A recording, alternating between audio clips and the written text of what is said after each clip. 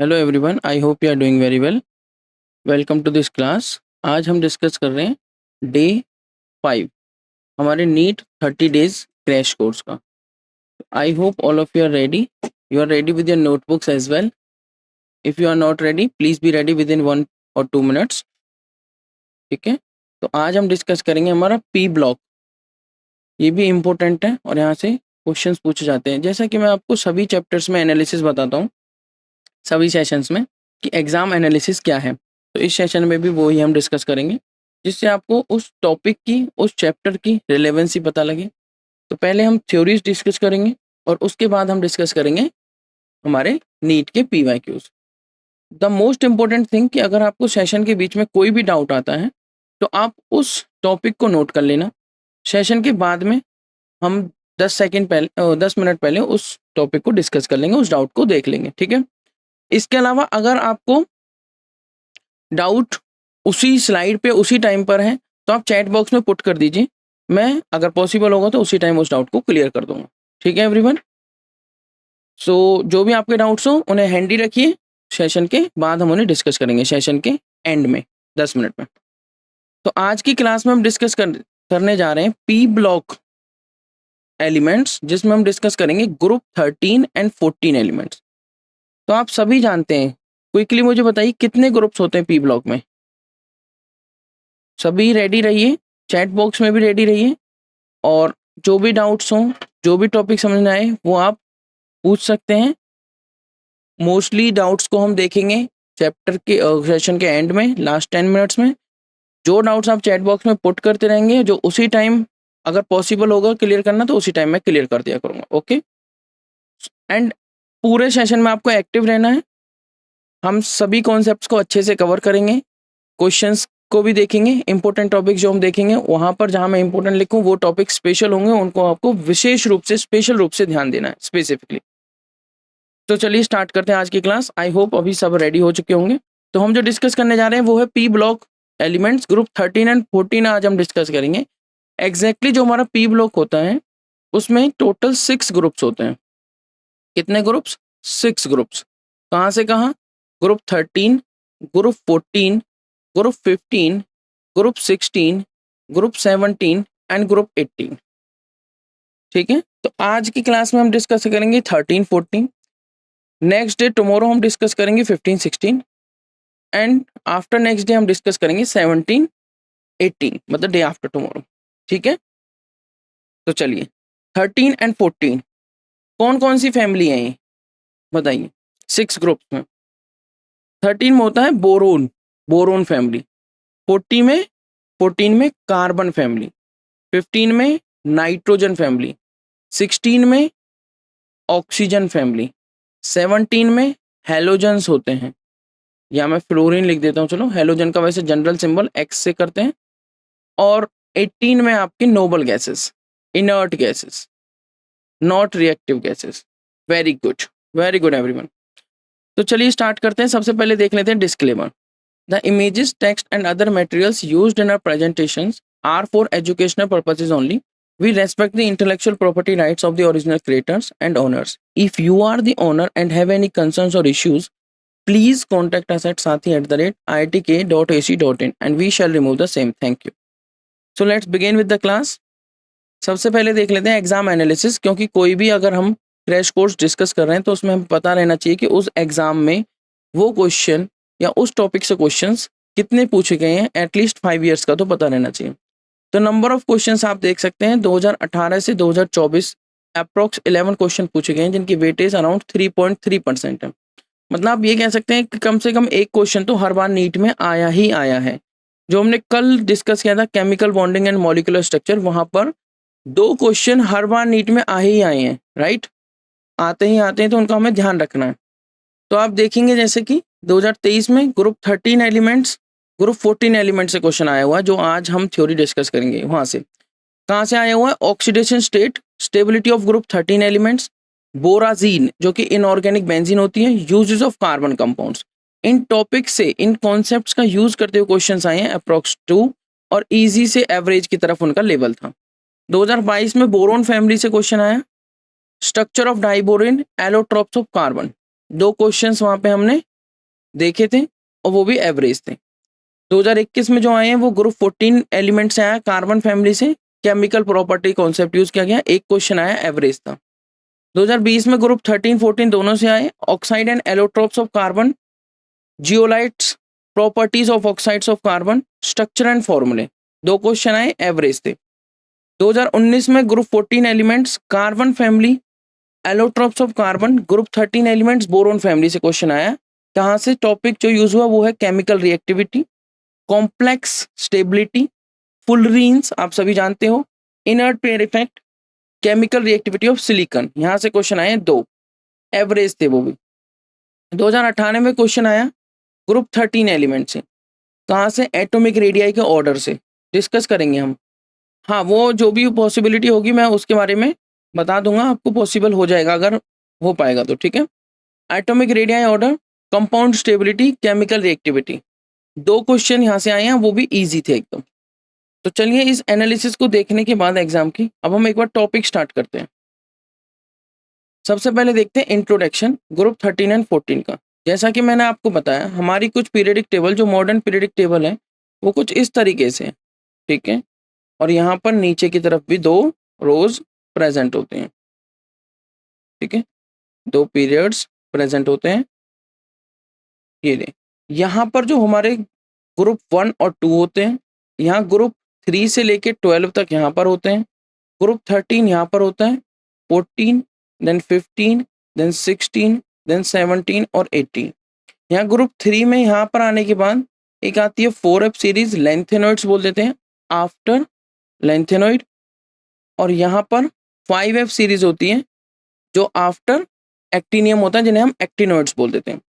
तो जो 3 to 12 होते हैं इनमें जो एलिमेंट्स जो एलिमेंट्स हैं उनका जो इलेक्ट्रॉनिक कॉन्फ़िगरेशन है, जो इलेक्ट्रॉन लास्ट शेल में आता है वो आता है डी सब शेल में, तो इसलिए इनको बोल देते हैं डी ब्लॉक।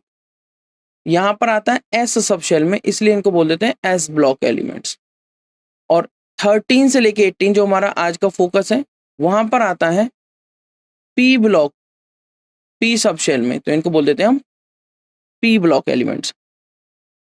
4F और 5F में इन दोनों में आता है एफ ब्लॉक में, मतलब एफ सब शेल में लास्ट इलेक्ट्रॉन जो फिलिंग होता है प्रोग्रेसिवली, जिनकी फिलिंग होती है इलेक्ट्रॉन्स के एटॉमिक नंबर बढ़ने के साथ, वो एफ सब शेल में आते हैं, इसलिए इनको बोल देते हैं एफ ब्लॉक एलिमेंट्स। तो 4 ब्लॉक में डिवाइड किया गया है इस मॉडर्न पीरियडिक टेबल को। तो जो पी ब्लॉक है आज की सेशन में हम इनको डिस्कस करेंगे। जो एस ब्लॉक और पी ब्लॉक है इनको बोला जाता है रिप्रेजेंटेटिव एलिमेंट्स। क्या बोला जाता है एस ब्लॉक और पी ब्लॉक को? Representative elements. अब समझिए जो हमारा पी ब्लॉक है ग्रुप 13, यहाँ पर कौन कौन से एलिमेंट प्रेजेंट हैं, जैसे boron, aluminium, gallium, indium, thallium, ठीक है, boron, aluminium, gallium, indium, thallium. उसके बाद 14 ग्रुप में कौन बताएगा, बताइए कौन सी फैमिली होती है 14 ग्रुप में? 14 ग्रुप में होती है हमारी कार्बन फैमिली। 14 ग्रुप में हमारी कौन सी फैमिली होती है? Carbon family. देख लेते हैं कौन कौन से हैं। कार्बन, सिलिकॉन, जर्मेनियम, टिन और लेड। उसके बाद 15 ग्रुप में हमारी होती है nitrogen family. Nitrogen, phosphorus, arsenic, antimony, antimony का सिंबल Sb और बिस्मथ, ठीक है। उसके अलावा अगर मैं बात करूं 16 ग्रुप की, तो 16 ग्रुप में होते हैं ऑक्सीजन, सल्फर, सेलेनियम, टेलुरियम और polonium. Oxygen, sulphur, selenium, tellurium, polonium. Group 17 में हमारे होते हैं halogens, fluorine, chlorine, bromine, iodine, mainly हम इनको ही डिस्कस करते हैं। उसके अलावा एस्टेनिन भी होता है। ग्रुप 18 में हमारी नोबल गैसेस हीलियम, देन आया आपका neon, then argon, krypton, xenon and radon, ठीक है। हम इन ग्रुप्स की बात करेंगे। ग्रुप 13 को हम बोरोन फैमिली बोल देते हैं। ग्रुप 14 को हम कार्बन फैमिली बोल देते हैं। जो इनके हेड जो हैं वो कौन है? इनके हेड हैं ये। इन ग्रुप्स के हेड कौन कौन है? बोरोन अपनी फैमिली का, कार्बन अपनी फैमिली का, nitrogen, oxygen, fluorine, neon respective अपने अपने ग्रुप्स के एलिमेंट्स हैं, ठीक है। 15 को हम क्या बोलते हैं? 15 को हम बोलते हैं नाइट्रोजन फैमिली, बट इसको आप निक्टोजिन्स भी बोल सकते हैं। क्या बोल सकते हैं? निक्टोजिन्स, निक्टोजिन्स, निक्टोजिन्स। 16 को हम क्या बोलते हैं? ऑक्सीजन फैमिली, बट इसका दूसरा नाम क्या है? चाल्कोजिन्स, चाल्कोजिन्स। 17 को हम फ्लोरीन फैमिली ना बोल के क्या वर्ड यूज करते हैं? हेलोजन्स, सॉल्ट प्रोड्यूसर्स, राइट, चाल्कोजेंस और प्रोड्यूसर्स। 18 में आती हैं आपकी noble gases, not reactive gases, noble gases. तो सबसे पहले अब हम पीरियडिक टेबल या हम पी ब्लॉक या डी एंड एफ ब्लॉक पढ़ें तो हमें उन एलिमेंट्स के बारे में नॉलेज होनी चाहिए, वो मैंने आपको बता दी है। अब समझ लेते हैं quickly introduction. P block elements में जो लास्ट इलेक्ट्रॉन एंटर करता है वो outer most P orbital P subshell में एंटर करता है। इसका मतलब ये हुआ कि उसको हम बोलेंगे पी ब्लॉक। 6 ग्रुप्स होते हैं इनमें। कौन कौन से ग्रुप? 13 से लेके ग्रुप 18 तक, जो मैंने आपको बताया। ग्रुप 13 बोरोन फैमिली से लेके group 18 noble gases, inert gases तक, नॉट रिएक्टिव है जो कि। Very good reply in the chat box, good job. Boron, carbon, nitrogen, oxygen, fluorine and helium, ये देख सकते हो आप, ग्रुप 13 का है हेड मेंबर। ये 14 का, ये 15 का, 16, ये 17, ये 18, ये हेड मेंबर है अपने अपने ग्रुप्स के। नेक्स्ट आता है आपके ग्रुप 13 के एलिमेंट्स के, जो उनके हम बोरोन फैमिली बोल रहे हैं, उनके बारे में कुछ डिटेल्स समझिए। एलिमेंट है बोरोन, ग्रुप 13 में के जो मेंबर हैं boron, aluminium, gallium, indium, thallium and नियोनियम।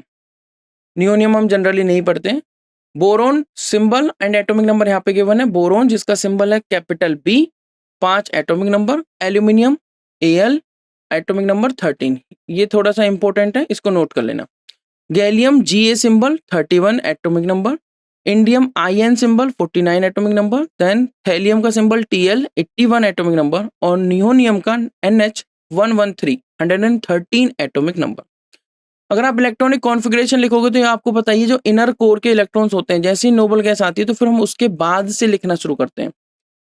तो क्योंकि हम ग्रुप 13 पढ़ रहे हैं तो इनका जनरल इलेक्ट्रॉनिक कॉन्फ़िगरेशन NH2NP1 होता है, आप देख सकते हैं। हीलियम के बाद आया 2s2p1, नियोन के बाद आया 3s2 3p1, आर्गन के बाद आया 3d10 4s2 4p1। हमें मेनली यही ध्यान रखना है। अच्छा, ध्यान रखना 3d ग्रुप कहाँ से इंक्लूड हुआ है? 3d10 आना शुरू हुआ है कहाँ से? गैलियम से। 3d10 आ गया, यहाँ 4d आ गया, 4d10 5s2 5p1 क्रिप्टन के बाद। जिनॉन 4f14, यहाँ पे f भी आ गया, यहाँ पे f भी आ गया इन दो के लिए। यहाँ पर 4f14 5d10 6s2 6p1 और नियोनियम का है Rn 5f14 6d10 7s2 7p1। तो आप लास्ट सेल का इलेक्ट्रॉनिक कॉन्फ़िगरेशन देखिए, यहाँ पे सेकंड लास्ट सेल है, यहाँ पे थर्ड है, यहाँ पे fourth, then fifth, six, seventh, सबका इलेक्ट्रॉनिक कॉन्फ़िगरेशन क्या है? S2p1। अच्छा, बोरोन के बारे में बात करें तो एक नॉन मेटल की तरह कंसीडर करेंगे, रेयर एलिमेंट है। कैसे अगर करता है? ऑर्थोबोरिक एसिड, मतलब जिसका फॉर्मूला होता है H3BO3, यहाँ हम उसको लिख सकते हैं BOH होल थ्राइस, ठीक है। एंड ऑर्थोबोरिक एसिड, बोरोन की दो आइसोटोपिक फॉर्म हम देखेंगे। 10B, मतलब जहाँ पे आइसोटोप का मतलब same atomic number but different mass number, top different हो, तो 10B 90% अराउंड, और 11B जो होता है वो 81% होता है। एल्यूमिनियम जो थर्ड मोस्ट एबंडेंट एलिमेंट है, आप देख सकते हैं बहुत सारी चीजें हमारे सराउंडिंग में प्रेजेंट है एल्यूमिनियम की, in the earth crust after oxygen.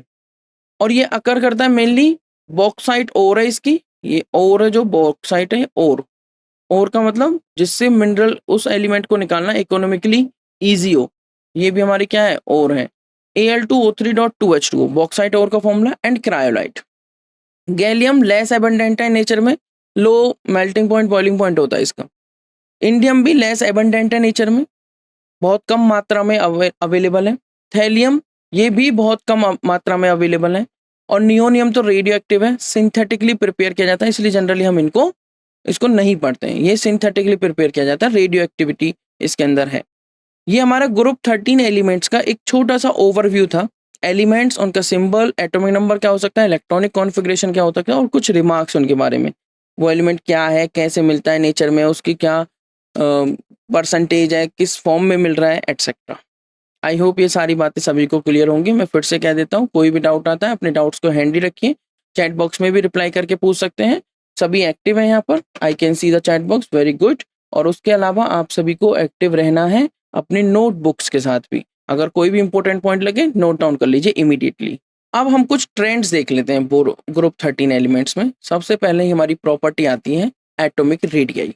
अब रेडियाई जैसे हम पढ़ चुके हैं, हमें पता है रेडियाई क्या होता है। तो जैसे जैसे हम डाउन द ग्रुप चलते हैं, मान लीजिए बोरोन, एल्यूमिनियम, गैलियम, इंडियम और थैलियम। अब ये आप सभी जानते हैं कि जब सबसे ज़्यादा स्क्रीनिंग जो इफेक्ट होता है वो एस का होता है, उसके बाद पी, उसके बाद डी और एफ, इनका सबसे कम माना जाता है। अब होगा क्या, जहाँ से 3D यहाँ से D10 आने लगा, यहाँ से F आने लगे, तो होगा क्या, जैसे D इंक्लूड हो गया, F इंक्लूड हो गया, तो स्क्रीनिंग वीक हो गई। स्क्रीनिंग वीक हो गई तो जो लास्ट शेल के इलेक्ट्रॉन्स है वो ज़्यादा अच्छे से क्या हो गए, अट्रैक्ट हो गए। ज़्यादा अच्छे से अट्रैक्ट हो गए, इसका मतलब क्या हुआ, ज़्यादा अच्छे से अट्रैक्ट होने पे वो इलेक्ट्रॉन जल्दी से लूज नहीं होंगे। मैं वो सारी कॉन्सेप्ट्स आपसे डिस्कस करूंगा, बट ये चीज़ ध्यान रखना, जैसे जैसे आप टॉप टू बॉटम जा रहे हो तो साइज तो बढ़ेगा, क्योंकि एक एक्स्ट्रा शेल आ जाती है वहाँ पे, एक एक्स्ट्रा शेल इंक्लूड हो जाती है। तो जैसे जैसे आप डाउन द ग्रुप जा रहे हैं, for each successive member one extra shell of electron is added. आप किसी में भी जाइए, मान लीजिए बोरोन में गए तो NH2 NP1, इनका जनरल इलेक्ट्रॉनिक कॉन्फ़िगरेशन क्या है, NH2 NP1। अगर मैं बोरोन की बात करूं तो इसका जनरल इलेक्ट्रॉनिक कॉन्फ़िगरेशन ना कह के मैं लास्ट शेल, वैलेंस शेल का इलेक्ट्रॉनिक कॉन्फ़िगरेशन क्या है, 2s2 2p1। अगर मैं एल्यूमिनियम की बात करूं तो 3s2 3p1। अगर मैं आगे कहूं तो वही D10 4s2 4p1। इधर क्या हो जाएगा, 5s2 5p1, ठीक है, 5s2 5p1। यहाँ क्या आ जाएगा, 6s2 6p1, जो मैंने आपको शो भी किया था। उसके बाद नियोनियम भी आता है, वहां तक नहीं जा रहे हैं। अब आप देखेंगे यहाँ पर सीधा सीधा एक नया शेल आ गया भाई। मान लीजिए ये हमारा न्यूक्लियस, उसके बाद फर्स्ट शेल ये रही, उसके बाद सेकंड शेल। अभी मैं सब शेल पे नहीं जा रहा हूँ, सिर्फ शेल की अगर बात करूँ, उसके बाद थर्ड शेल। तो इस सेकंड और थर्ड का स्पेस इतना ज़्यादा है कि चाहे कितना भी स्क्रीनिंग वीक हो जाए, कितना भी न्यूक्लियर चार्ज ज़्यादा बढ़ जाए, कितनी भी अट्रैक्शन बढ़ जाए, बट ये थर्ड जंप करके सेकंड से पहले तो नहीं आएगा। तो डेफिनेटली जब आप टॉप टू बॉटम मूव करेंगे तो साइज ऑलवेज इंक्रीजेस, है ना। On moving down the group, for each successive member, one extra shell of electron is added and therefore atomic radius is expected to increase. ये expect की जाती है, ऐसा होना चाहिए, बट कहीं एक एक्सेप्शन आ जाता है, जैसे ये स्क्रीनिंग इफेक्ट यहाँ D10 का आ जाता है। वो चीजें हमें याद रखनी है। तो पी ब्लॉक के जो क्वेश्चंस हैं, क्योंकि नीट का एग्जाम है तो यहाँ पर बहुत ज्यादा टिपिकल क्वेश्चंस तो नहीं आएंगे, बट फिर भी इनऑर्गेनिक केमिस्ट्री में जो एक्सेप्शंस होते हैं वो हमें बहुत अच्छे से याद रखने हैं, ठीक है। क्वेश्चन वहीं से बनते हैं। अब इसका ट्रेंड देखते हैं। एटॉमिक रेडियस जो गैलियम की है वो पाई जाती है कम, किससे, एल्यूमिनियम से। अगर डेटा में बात करो तो वो 135 पिकोमीटर होना क्या चाहिए था, ऑर्डर जो हम एक्सपेक्ट कर रहे थे कि टॉप टू बॉटम जाने पर एटॉमिक रेडियस बढ़ेगी, तो बोरोन, एल्यूमिनियम, गैलियम, इंडियम और देन थैलियम। बट हुआ क्या, ये रिवर्स हो गया। बोरोन के बाद आ गया gallium, then aluminium, then indium, then thallium. ये ऑर्डर याद रखना है। ये हमें मिला एग्जैक्ट, ये होता है, ये हमने एक्सपेक्ट किया था, एक्सपेक्ट। तो ध्यान क्या रखना है, ध्यान ये रखना है हमें कि जो ये चेंज आया है, गैलियम की कम हो गई 135 पिकोमीटर और एल्यूमिनियम की ज्यादा है 143 पिकोमीटर। उसका रीजन ये है, उसका रीजन ये है कि गैलियम में डी सबशेल का इंट्रोडक्शन हो गया, और जैसे 3D जहाँ जैसे यहाँ पे D10 आया, 4D10, जैसे यहाँ पे D10 आया तो हुआ क्या, D10 आते ही यहाँ पर स्क्रीनिंग इफेक्ट बहुत लो हो गया, जिससे जो इलेक्ट्रॉन्स हैं वो अट्रैक्ट हो गए न्यूक्लियस से ज्यादा, और क्या हो गया, साइज कम हो गया। ऑर्डर क्या मिला हमें, boron, then gallium, then aluminium, then indium, then thallium. तो क्वेश्चन यहाँ से बना हुआ है, ध्यान रखिए, इंपॉर्टेंट बात है। क्वेश्चन बना हुआ है, गैलियम का साइज एल्यूमिनियम से कम है, तो इसका रीजन क्या है, poor screening effect of D subshell, poor screening effect of D subshell, जिसको हम शील्डिंग इफेक्ट बोल देते हैं, जिसको हम क्या बोल देते हैं, शील्डिंग इफेक्ट। अब समझ रहे हो, ध्यान से, एक इंपॉर्टेंट बात बताता हूँ। इसको आप ऐसे समझ सकते हो, मान लीजिए आपने एक टॉर्च ऑन की, ये आपकी टॉर्च है, ये आपने टॉर्च ऑन की तो ये लाइट देगी आपको, ठीक है। फिर आपने एक पतली सी एकदम से, जैसे आप कोई भी पेपर ले लीजिए या पॉलीथीन ले लीजिए, एक पतली सी फिल्म यहाँ पे लगा दी पॉलीथीन की, तो ये टॉर्च की जो इंटेंसिटी है लाइट की वो थोड़ी कम होगी पास होने में। फिर आपने एक और लगा दी, और कम हो जाएगी, फिर आपने एक और लगा दी, और कम हो जाएगी। तो एक टाइम ऐसा आएगा जब आप इसको ब्लॉक भी कर सकते हो, आगे नहीं जाएगी कोई लाइट। वही हो रहा है। पुअर स्क्रीनिंग का मतलब है, पुअर स्क्रीनिंग का मतलब फर्स्ट वाली कंडीशन थी जब आपने एक ही लगाया था। बट अगर आप यहाँ स्क्रीनिंग बढ़ाते रहोगे, शील्ड बढ़ाते रहोगे, तो ये न्यूक्लियर चार्ज लास्ट वाले शेल तक नहीं पहुंच पाएगा। बट अगर शील्ड हटाते रहोगे इस तरीके से पुअर शील्डिंग हो जाएगी, शील्डिंग कमजोर हो जाएगी, तो ये न्यूक्लियर चार्ज लास्ट वाले इलेक्ट्रॉन्स तक जा सकता है, उन्हें खींच सकता है, क्योंकि इनके बीच में electrostatic force of attraction present है। उन्हें खींचेगा तो पास ले आएगा तो साइज कम हो जाएगा। वही हुआ गैलियम और एल्यूमिनियम के केस में। तो ये ऑर्डर आपको याद रखना है। ये हुआ क्यों है? क्योंकि पुअर शील्डिंग और स्क्रीनिंग इफेक्ट है डी इलेक्ट्रॉन्स का, जो शुरू होते हैं गैलियम में बट एल्यूमिनियम में नहीं है। अब नेक्स्ट ऑर्डर आता है आयनाइजेशन एंथैल्पी। आयनाइजेशन एंथैल्पी आप सभी जानते हैं, ये भी इंपॉर्टेंट है। यहाँ भी एक चेंज आएगा। अब क्यों आएगा चेंज, वो सारी बातें समझिए। हो क्या रहा है, जैसे आप टॉप टू बॉटम जा रहे हो, एडिशन ऑफ न्यू एल तो हो ही रहा है, तो साइज बढ़ना चाहिए, बट एक्सपेक्टेड से थोड़ा चेंज आता है साइज में, एटॉमिक रेडियाई में। अब अगर रेडियाई कम है, आप समझिए आयनाइजेशन एंथैल्पी का मतलब है amount of energy required to remove an electron from an isolated gaseous atom.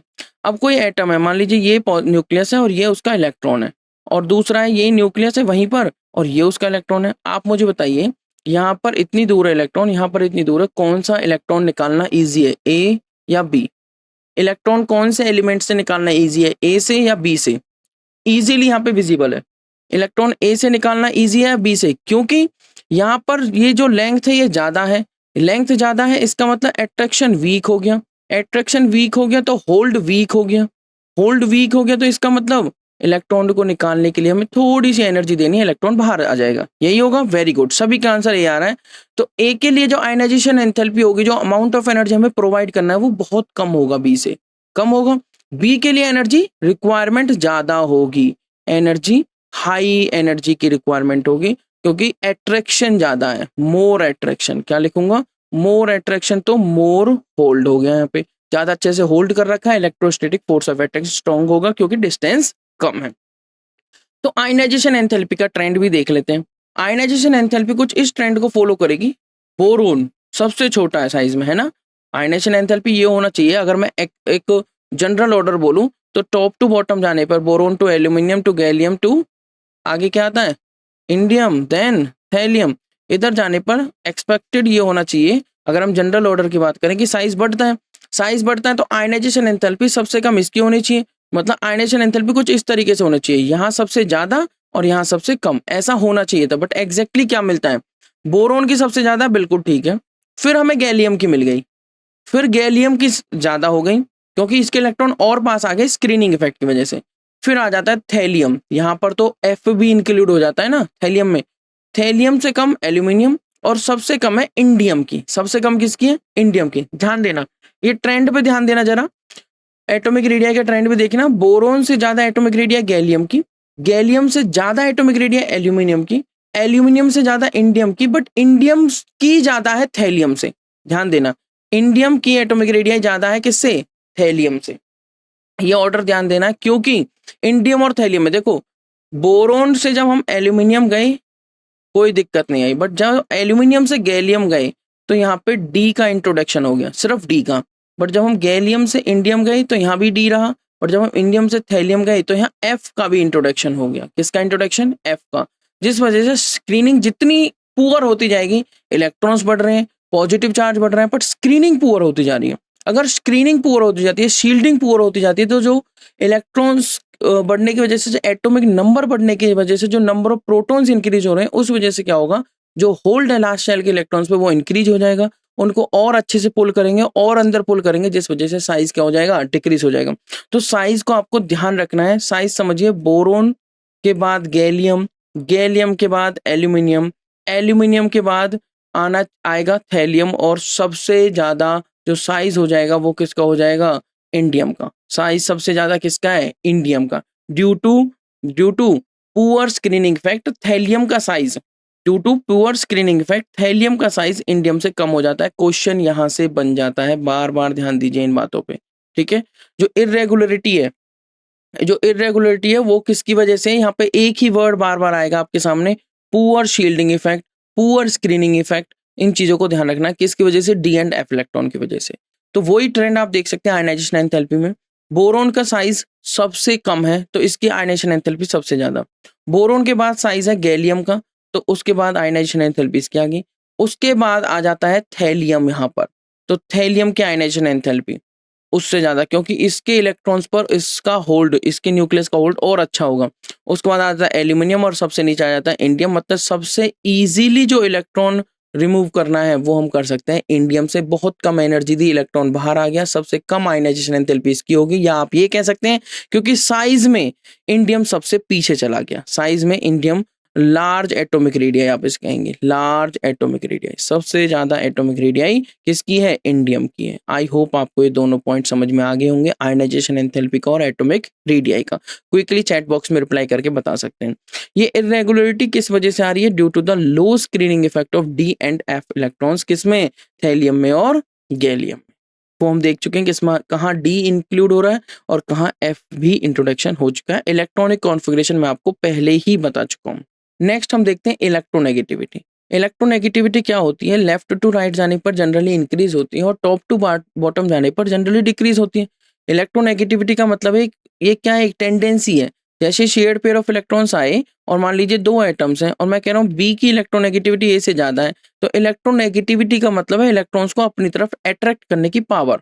ठीक है, तो ये इन इलेक्ट्रॉन्स को अपनी तरफ अट्रैक्ट कर लेगा। अगर एच और एफ का बॉन्ड है तो फ्लोरीन ज्यादा इलेक्ट्रोनेगेटिव है, तो क्या होगा? ये इलेक्ट्रॉन्स एफ की तरफ ज्यादा शिफ्ट हो जाएंगे, तो ऐसा लगेगा एफ पर नेगेटिव आ गया और एच पर पॉजिटिव आ गया, लाइक दिस। अब होगा क्या? ये कैसे डिक्रीज करेगी? जैसे जैसे साइज इंक्रीज होगा तो डेफिनेटली इलेक्ट्रोनेगेटिविटी क्या करनी चाहिए? डिक्रीज करनी चाहिए।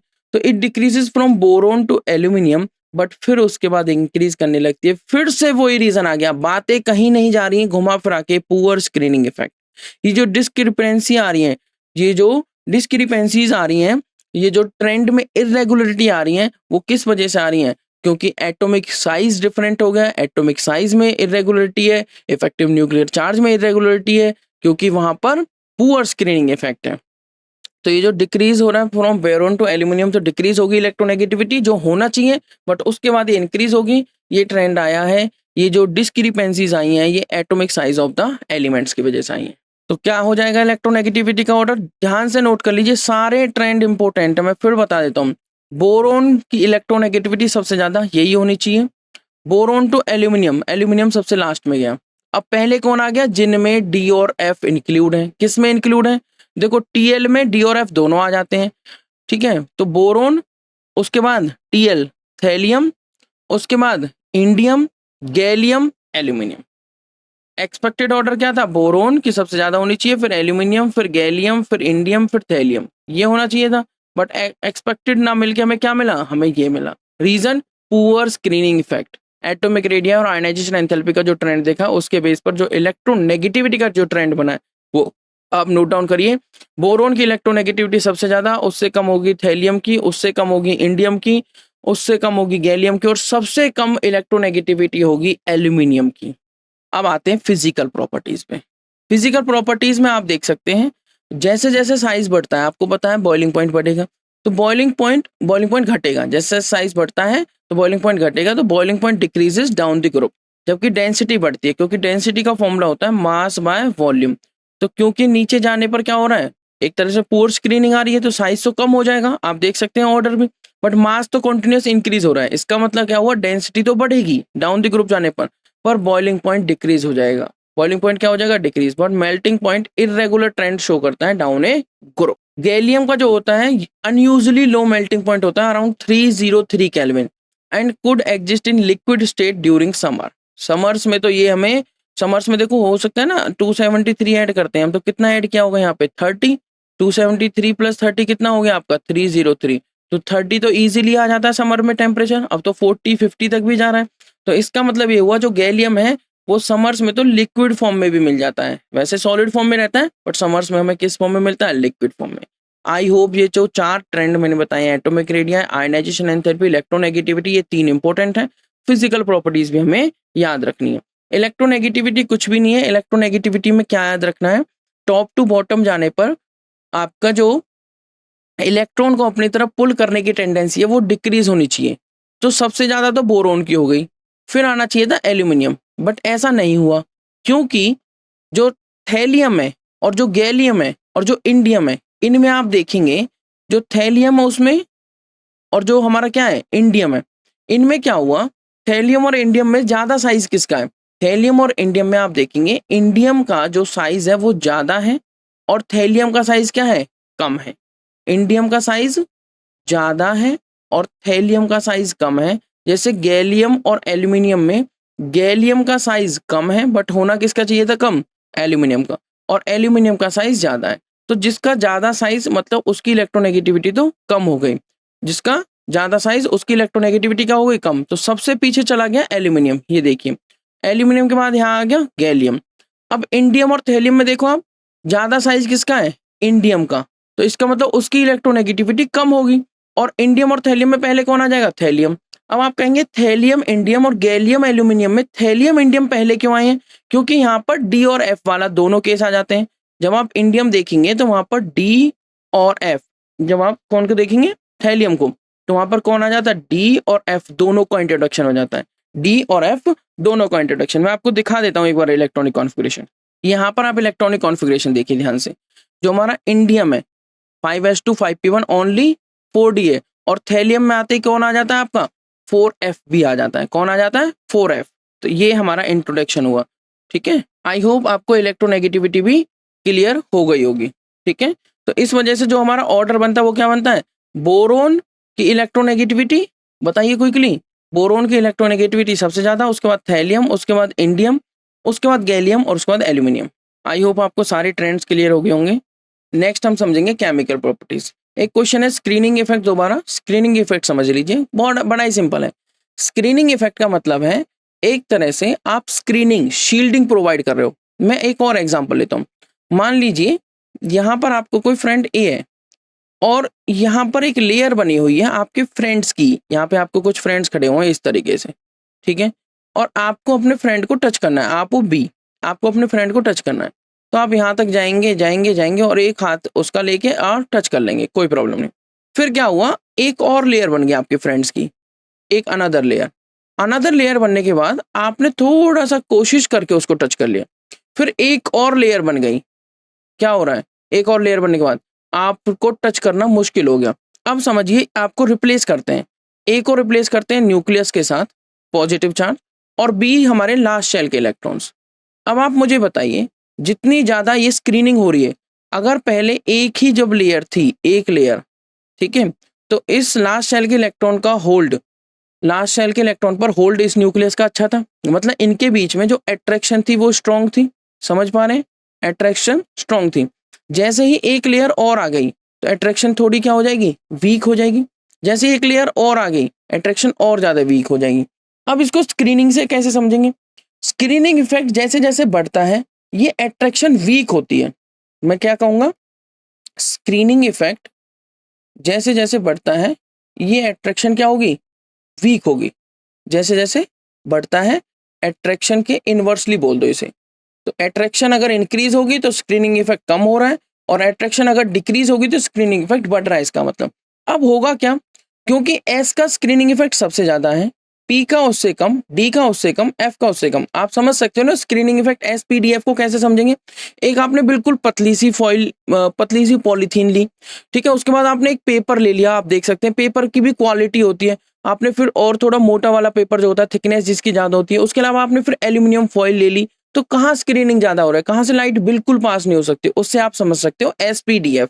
तो जो डी और एफ होते हैं इनमें स्क्रीनिंग सबसे कम होती है, इनकी स्क्रीनिंग सबसे कम होती है। इनको आप पॉलीथीन समझ सकते हो, एस और पी को आप एल्यूमिनियम फॉइल की तरह समझ सकते हो। Clear.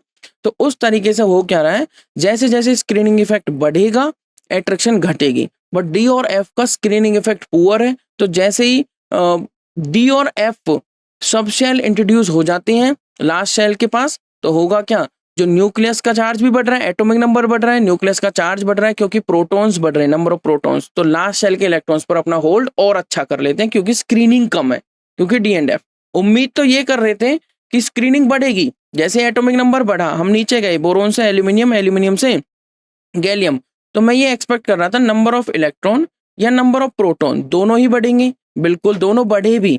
But number of electrons चले गए एल्यूमिनियम से गैलियम में जाने के लिए डी में, D10 वहां पे आ गया। मतलब D10 की पुअर स्क्रीनिंग, एक तरह से इसे हटा दो कि इलेक्ट्रॉन्स बढ़े ही नहीं, ऐसे समझो, इलेक्ट्रॉन्स बीच में आए नहीं रिपल्शन शो करने के लिए, ऐसे समझ सकते हो आप।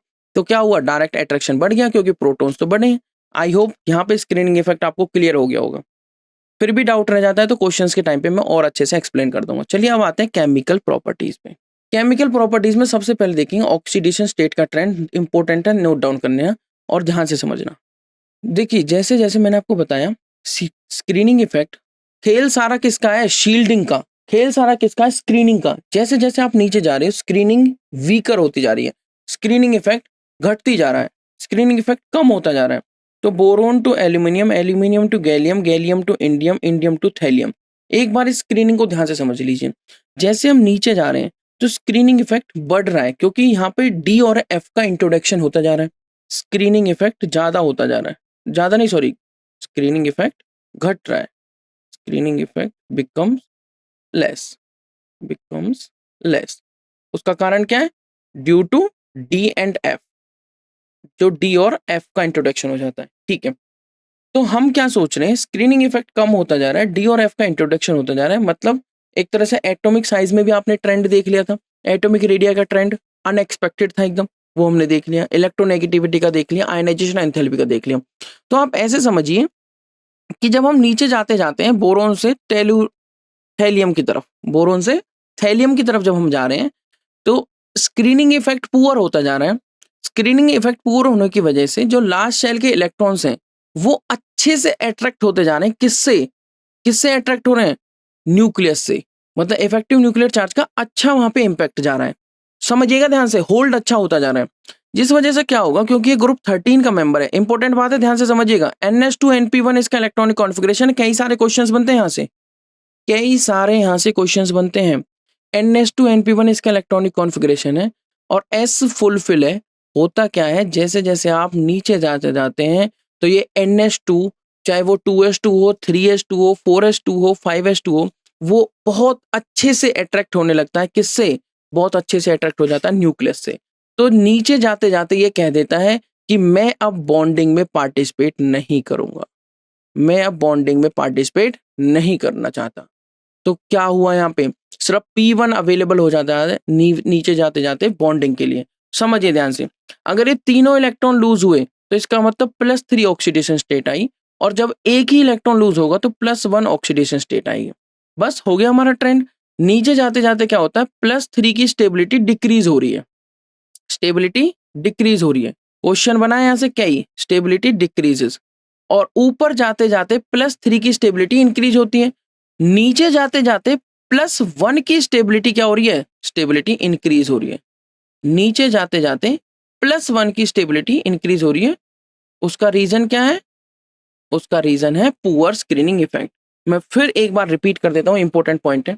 जैसे आप नीचे जा रहे हो तो +3 मतलब तीनों इलेक्ट्रॉन को लूज करने की टेंडेंसी कम होती जा रही है, क्योंकि NH2 अच्छे से होल्ड होता जा रहा है, NH2 पर अच्छे से होल्ड होता जा रहा है न्यूक्लियस का। उसका कारण है डी एंड एफ का इंट्रोडक्शन, डी एंड एफ का इंक्लूड होना, उनकी पुअर स्क्रीनिंग। और अगर वो NH2 मना कर देते हैं बॉन्डिंग में पार्टिसिपेट करने के लिए तो सिर्फ NP1 वाला इलेक्ट्रॉन रह जाता है। तो +1 की स्टेबिलिटी नीचे जाने पर इंक्रीज करती है और +3 की स्टेबिलिटी नीचे जाने पर डिक्रीज करती है। इसी वजह से अगर आप टेलुरियम क्लोराइड लें और TlCl3 लें तो TlCl3 +3 में है यहाँ पे टेलुरियम, और यहाँ पे +1 में है, और Tl सबसे नीचे है। बताइए कौन सा ज्यादा फॉर्म स्टेबल होगी? डेफिनेटली ये ज्यादा स्टेबल होगा।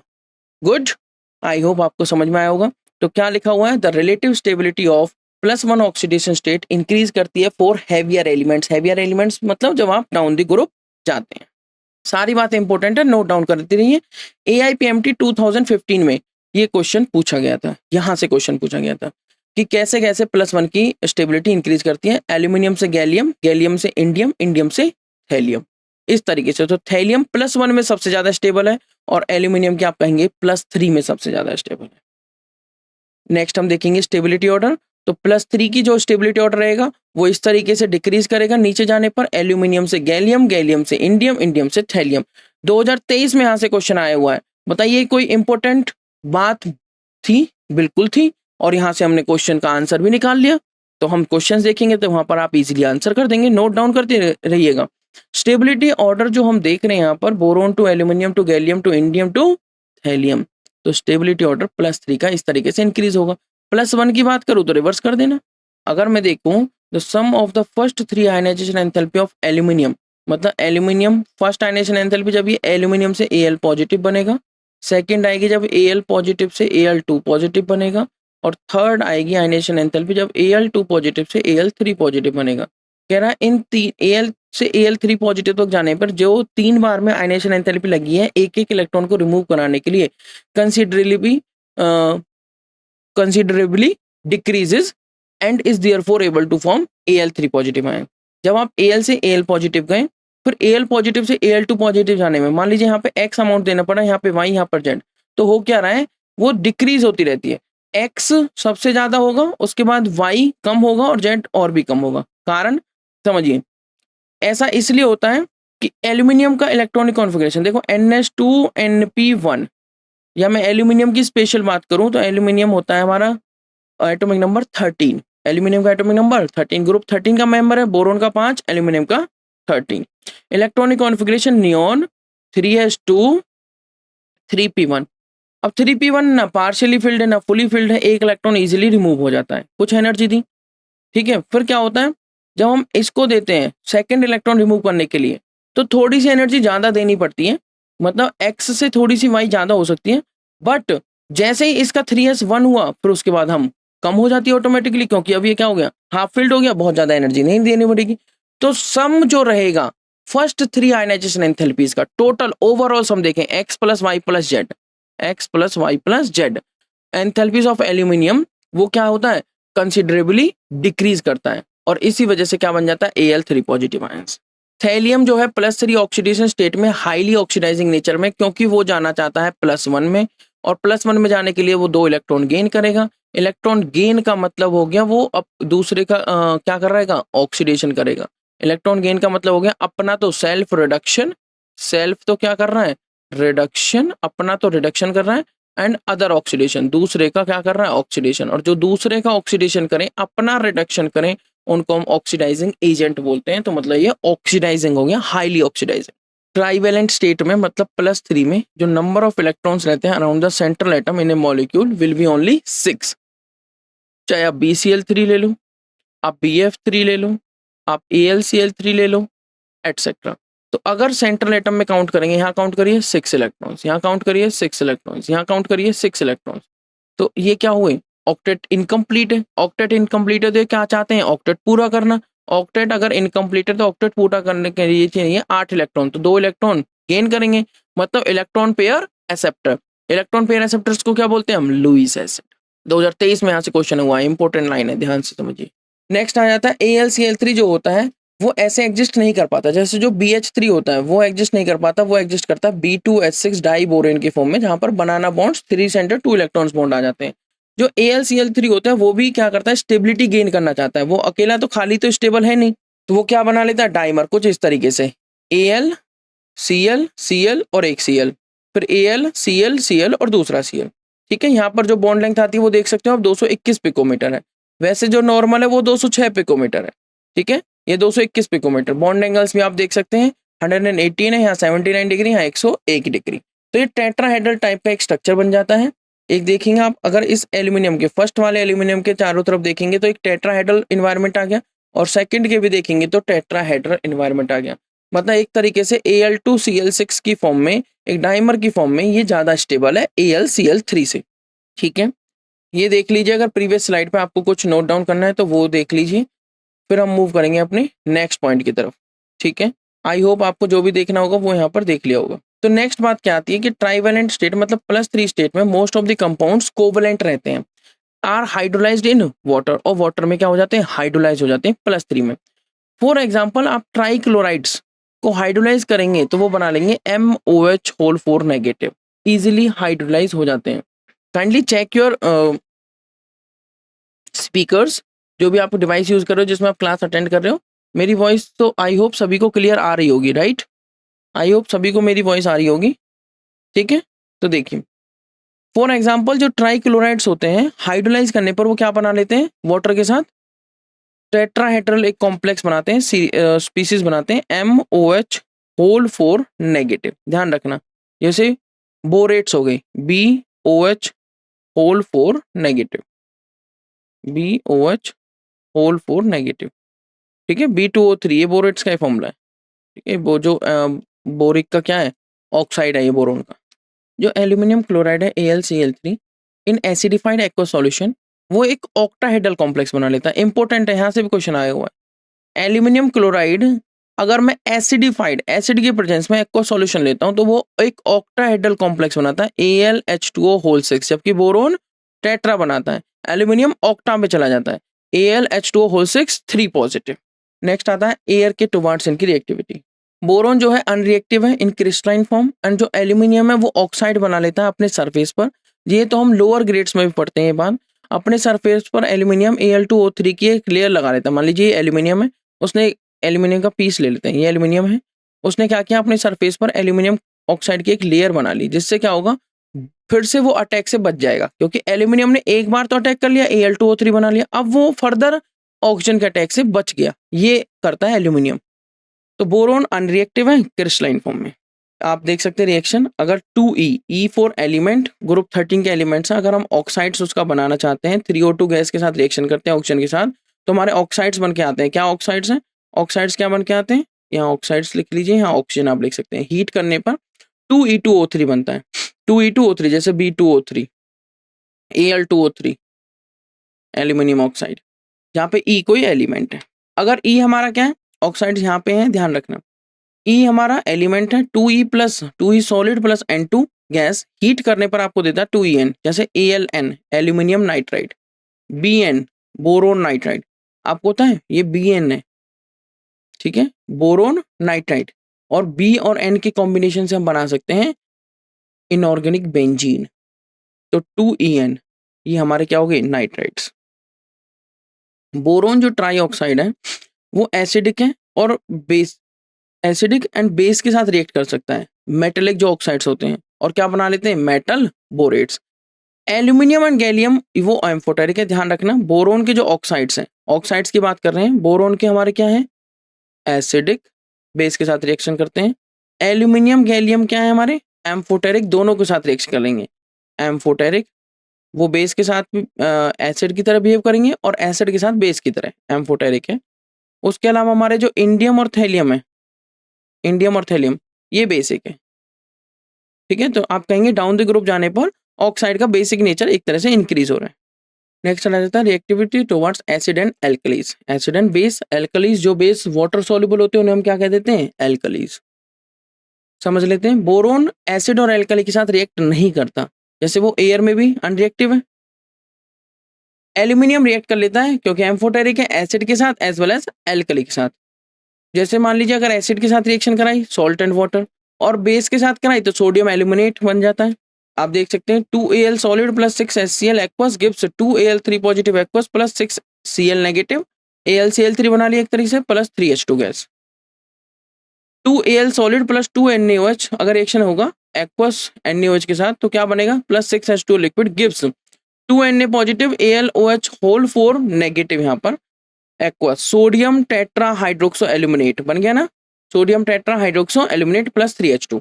तो दोनों के साथ H2 गैस रिलीज कर देता है, और H2 गैस को टेस्ट करने का जो होता है बर्निंग साउंड देता है, pop sound. Reactivity towards halogens देख लेते हैं। जैसे मान ली कोई एलिमेंट लिया ग्रुप 13 का, 3X2 gas, 2E solid plus 3X2 gas, X2 कोई भी हो सकता है, फ्लोरीन हो सकता है, क्लोरीन हो सकता है, ब्रोमीन हो सकता है और आयोडीन हो सकता है, तो बनाएगा 2EX3 सॉलिड। फॉर एग्जाम्पल आप BF3 जानते हैं, आप BCl3 जानते हैं, आप AlCl3 जानते हैं, AlCl3, ठीक है, Bi3 एटसेट्रा, ये सभी पॉसिबल हो जाते हैं। और वो कौन स्टेबल है कौन अनस्टेबल है वो अलग बात है, बट इंपॉर्टेंट बात ये है कि इस तरह का एक कॉम्प्लेक्स बन के आता है। नेक्स्ट आ जाता है एनोमलस बिहेवियर। जितने भी सेकंड पीरियड के एलिमेंट हैं वो कुछ अजीब सा बिहेवियर शो करते हैं, एनोमलस बिहेवियर शो करते हैं। उसका कुछ कारण है, एक तो सेकंड में डी नहीं होता, 2D पॉसिबल नहीं होता। एक उनका सबसे स्मॉल साइज होगा अपने ग्रुप में, इलेक्ट्रॉन डेंसिटी सबसे ज्यादा होगी, इलेक्ट्रॉन नेगेटिविटी सबसे ज्यादा है, वो भी ट्रेंड हमने देखा, और डी इलेक्ट्रॉन्स नहीं है तो वो अपनी कोवेलेंसी को एक्सपेंड नहीं कर सकते, जिस वजह से वो क्या शो करते हैं, बोरोन एक टिपिकल नॉन मेटल है, जबकि अदर जो मेंबर्स हैं वो मेटल्स हैं, ये ध्यान रखना। और रेयर एलिमेंट भी है boron. Its melting and boiling points are higher than other members. दो आइसोटोप फॉर्म में रहता है, 10B और 11B, 10B और 11B। मेल्टिंग बॉइलिंग पॉइंट सबसे हायर रहता है, higher than other members of the group. उसके अलावा it forms only covalent compounds, जबकि जो बाकी मेंबर्स है वो कोवलेंट भी बना लेते हैं और आयोनिक भी बना लेते हैं। मैक्सिमम कोवलेंस ये 4 तक जा सकता है, मैंने टेट्राहेड्रल बताया था अभी एक एग्जांपल लेकर, जबकि एल्यूमिनियम ऑक्टा तक चला जाता है। वाइल दैट ऑफ एल्यूमिनियम यो कितनी है कोवलेंस है 6, क्योंकि एल्यूमिनियम के अंदर डी आ जाता है। Only boron exhibit allotropy, allotropy जो जैसे कार्बन एलोट्रोपी शो करता है डायमंड, फुलरीन, ग्रेफाइट की फॉर्म में एग्जिस्ट करके, उसी तरीके से बोरोन एग्जिबिट कर सकता है allotropy and exist in crystalline as well as amorphous boron या amorphous forms. Its oxides and hydroxides, उनका नेचर कैसा होता है? ऑक्साइड्स का मैंने बताया एसिडिक नेचर, और हाइड्रोक्साइड का भी कैसा नेचर है? एसिडिक। जबकि जो अदर मेंबर हैं वो एम्फोटेरिक या बेसिक होंगे, जैसे एल्यूमिनियम गैलियम मैंने बताया उनके ऑक्साइड एम्फोटेरिक होते हैं, इंडियम थैलियम के बेसिक होते हैं। अब आ जाते हैं हमारी next group 14 elements carbon family, उसके बारे में देख लेते हैं। जैसे हमने बोरोन देखा, कार्बन एलिमेंट कार्बन है, सिंबल एंड एटॉमिक नंबर आप देख सकते हैं। कार्बन के बाद आता है silicon, germanium, tin, lead and flerovium. Flerovium actually क्या होता है? रेडियो एक्टिव होता है, तो इसे हम नहीं पढ़ते, बट आप देख सकते हैं। सिंबल देख लीजिए सबका और एटॉमिक नंबर देख लीजिए। इलेक्ट्रॉनिक कॉन्फ़िगरेशन आप देखेंगे ग्रुप 14 है। ग्रुप 14 का इलेक्ट्रॉनिक कॉन्फ़िगरेशन पी ब्लॉक का होता है NH2 NP2। वैसे पी ब्लॉक टोटल ओवरऑल का general electronic configuration NH2 NP126 है। अभी हम ग्रुप 13 और 14 का देख चुके हैं। ठीक है एवरीवन। अब देखिए 2s2 सेकंड पीरियड में है, 3s2 3p2 थर्ड पीरियड में है, 4s2 4p2। देखो डी का इंट्रोडक्शन हो गया, यहाँ से डी आ गया, मतलब चेंज यहाँ भी आना है। Fourth period 5s2 5p2 fifth period. यहाँ से एफ का जिनोन पे आने, यहाँ पे लेड पे आने के बाद एफ आ गया। टिन से लेड चल रहे हैं तो एफ आ गया, और सिलिकॉन से जर्मेनियम गए तो डी आ गया। ठीक है, अब डी और एफ जब दोनों आ गए तो बहुत चेंजेस आएंगे, जैसे हमने ग्रुप 13 में देखे वही चेंजेस, पुअर स्क्रीनिंग इफेक्ट। यहाँ पे 6th आ गया और यहाँ पे 7th आ गया। जो हमारा कार्बन है ये 17th मोस्ट एबंडेंट एलिमेंट है, बट ये चीज ध्यान रखना कि जो कार्बन है, जो हमारा क्या है कार्बन, ये जो प्रेजेंट है नेचर में, मोस्टली चीजों में प्रेजेंट है, वाइडली डिस्ट्रीब्यूटेड है नेचर में in free coal graphite diamond की फॉर्म में। किस किस फॉर्म में? Coal graphite diamond. And in combined state में मेटल कार्बोनेट हो गया, CO2 की फॉर्म में, हाइड्रोकार्बन्स की फॉर्म में, एटसेट्रा, मीथेन, इथेन, प्रोपेन, कितने सारी चीजें हैं जो हमारे सराउंडिंग में प्रेजेंट है। मैं कहूँ like in are nature, in our life, mostly चीजों में कार्बन प्रेजेंट है, मोस्टली चीजों में कार्बन प्रेजेंट है, बहुत बड़ी बात है। ठीक है, सेकंड मोस्ट एबंडेंट एलिमेंट है silicon, 27% by mass. In nature ये एग्जिस्ट करता है लाइक सिलिका और सिलिकेट्स। जर्मेनियम ट्रेसेस में एग्जिस्ट करता है। Tin occurs as a cassiterite SnO2, ध्यान रखना ये इंपॉर्टेंट है। टिन कैसे एग्जिस्ट करता है? SnO2 के फॉर्म में, जिसका फॉर्मूला होता है कैसिटराइट, जिसका फॉर्मूला SnO2। लेड की जो ओर है वो है गैलेना PbS, ये भी नोट कर लो। ठीक है, और जो हमारा फ्लोरोवियम है ये रेडियो एक्टिव सिंथेटिकली प्रिपेयर्ड है। आई होप ये ओवरव्यू आपको आ गया होगा। अगर इसका कोई स्क्रीनशॉट किसी को लेना हो, नोट डाउन करने रहो, वो कर लिया करो। नेक्स्ट हम देखते हैं कोवलेंट रेडियस। तो जब हम सिलिकॉन टू लेड मूव करते हैं तो एक स्मॉल इंक्रीज आता है। देखो carbon, then silicon, then germanium, then tin और लेड, ये हमारे एलिमेंट हैं। तो एक स्मॉल इंक्रीज आता है in radius. This is due to the presence of completely filled d and f orbitals in heavier members. तो उम्मीद तो हम ये कर रहे थे कि बहुत ज्यादा इंक्रीज होगा, बट एक बहुत छोटा सा इंक्रीज आता है और ये हमारा ऑर्डर आ जाता है। ध्यान रखना इसमें कोई एक्सेप्शन नहीं, कार्बन, सिलिकॉन, जर्मेनियम, टिन और लेड। आयनाइजेशन एंथैल्पी देख लेते हैं, वही आपको पता ही है, जैसा मैंने अभी ग्रुप 13 मेंबर्स के बारे में बताया, उसी तरीके से आयनाइजेशन एंथैल्पी की डेफिनेशन आपको पता है। Amount of energy required to remove an electron from the outermost shell of an isolated gases. तो क्या होगा? स्लाइट इंक्रीज इन, जैसे स्लाइट इंक्रीज है एटॉमिक रेडियस में, तो there is a slight increase in delta IH, मतलब ionization enthalpy from tin to lead, which is the consequence किसका? Poor shielding effect of intervening d and f orbitals. ठीक है, वही यहाँ पर डी और F orbitals and increase in size of the atom. तो सबसे ज्यादा जो आयनाइजेशन एंथैल्पी चाहिए वो कार्बन को चाहिए अपना इलेक्ट्रॉन को रिमूव करने के लिए, उसके बाद सिलिकॉन, फिर जर्मेनियम। बट टिन और लेड में थोड़ा सा कॉन्सिक्वेंस आ गया, ध्यान रखना इंपॉर्टेंट है। जहां भी ट्रेंड जनरल ना होके एक्सेप्शंस आ जाते हैं, जहाँ भी जो रेगुलर ट्रेंड होगा वो नहीं होके एक्सेप्शन आ जाता है, तो वहाँ पर हमें चीज़ों को ध्यान रखना है। तो जो आयनाइजेशन एंथैल्पी का ट्रेंड है, सबसे छोटा साइज कार्बन का, ठीक है, तो इसलिए उसकी आयनाइजेशन एंथैल्पी सबसे ज़्यादा, देन सिलिकॉन, देन जर्मेनियम, यहाँ तक तो ठीक है। फिर आना चाहिए हमारा टिन, बट कौन आ रहा है? लेड, क्योंकि टिन से ज़्यादा आयनाइजेशन एंथैल्पी किसको चाहिए? लेड को। टिन से ज़्यादा आयनाइजेशन एंथैल्पी किसको चाहिए? लेड को। तो कार्बन, सिलिकॉन, जर्मेनियम, फिर आप लेड भी लिख सकते हो या फिर ऐसे लिख दो, ठीक है, कार्बन, सिलिकॉन, जर्मेनियम। तो जिस तरीके से लिखा हो वो आप समझ सकते हो, वो क्वेश्चनर के ऊपर है कि वो कैसे पूछ रहे हैं। कार्बन, सिलिकॉन, जर्मेनियम, और उसके बाद आप लेड भी लिख सकते हो और टिन लिख सकते हो इस तरीके से। मतलब लेड की ज्यादा आयनेशन एंथैल्पी है टिन से। ओके, सबसे कम किसकी है? टिन की। सबसे ज्यादा किसकी है इस ग्रुप में? कार्बन की। इलेक्ट्रोनेगेटिविटी देख लीजिए, जैसे आप टॉप टू बॉटम मूव करते हैं तो क्या होता है? इलेक्ट्रोनेगेटिविटी डिक्रीज होनी चाहिए, साइज इंक्रीज कर रहा है। बट क्या है electronegativity order? Electronegativity values from silicon to जब आप लेड मूव करते हैं ऑलमोस्ट सेम रहती हैं, ठीक है। तो carbon, silicon, germanium, tin, lead, तो अप्रोक्स इनकी जो इलेक्ट्रोनेगेटिविटीज है वो नियरली सेम रहती हैं, क्योंकि दो चीजें आ जाती हैं। इलेक्ट्रोनेगेटिविटी लेफ्ट टू राइट जाने पर इंक्रीज करती है और टॉप टू बॉटम जाने पर डिक्रीज करती है। तो जब हमने इसकी वैल्यूज देखी पॉलिंग स्केल और जो मोलिकन स्केल्स होते हैं उनके अकॉर्डिंग, तो हमें क्या मिला? हमें ये मिला कि इलेक्ट्रोनेगेटिविटी वैल्यूज जनरली इनकी क्या है? सेम है सिलिकॉन टू लेड जाने पर, ऑलमोस्ट सेम। फिजिकल प्रॉपर्टी समझ लेते हैं। फिजिकल प्रॉपर्टीज क्या है? जो मेल्टिंग पॉइंट और बॉइलिंग पॉइंट है, ग्रुप 14 के एलिमेंट जो है कार्बन, सिलिकॉन, जर्मेनियम, टिन और लेड, जर्मेनियम, टिन, लेड, ठीक है। फ्लेरोवियम को हम नहीं देखते क्योंकि वो रेडियोएक्टिव है, सिंथेटिकली प्रिपेयर्ड है। Are much higher than those of corresponding elements of group 13। उनसे तो हाई होगा मेल्टिंग एंड बॉइलिंग पॉइंट, क्योंकि ये ग्रुप 13 के, वो ग्रुप 13 के मेंबर्स हैं और ये ग्रुप 14 में आ गए। तो इधर जाने पर क्या हो रहा है? एक एक एटॉमिक नंबर बढ़ रहा है और सारी प्रॉपर्टीज में चेंज आ ही रही है। तो मेल्टिंग बॉइलिंग पॉइंट इनका हायर होता है, 14 वालों का हायर, 13 वालों का कम होता है। टिन एंड लेड जो होते हैं हमारे, टिन और लेड, ये सॉफ्ट मेटल्स में काउंट होते हैं। जैसे वहां पे गैलियम आ रहा था ना, उस तरीके से ये सॉफ्ट मेटल्स में काउंट होते हैं। जैसे गैलियम समर्स में तो लिक्विड फॉर्म में मिल जाता है, तो टिन और लेड हमारे सॉफ्ट मेटल्स में काउंट होते हैं, मतलब इनका लो मेल्टिंग पॉइंट होता है, ठीक है। आई होप ये सारी जो चार प्रॉपर्टी मैंने बताई हैं ये आपको समझ में आ गई होंगी। अब आती है हमारी केमिकल प्रॉपर्टीज, ऑक्सीडेशन स्टेट और उनका ट्रेंड देख लेते हैं इन chemical reactivity.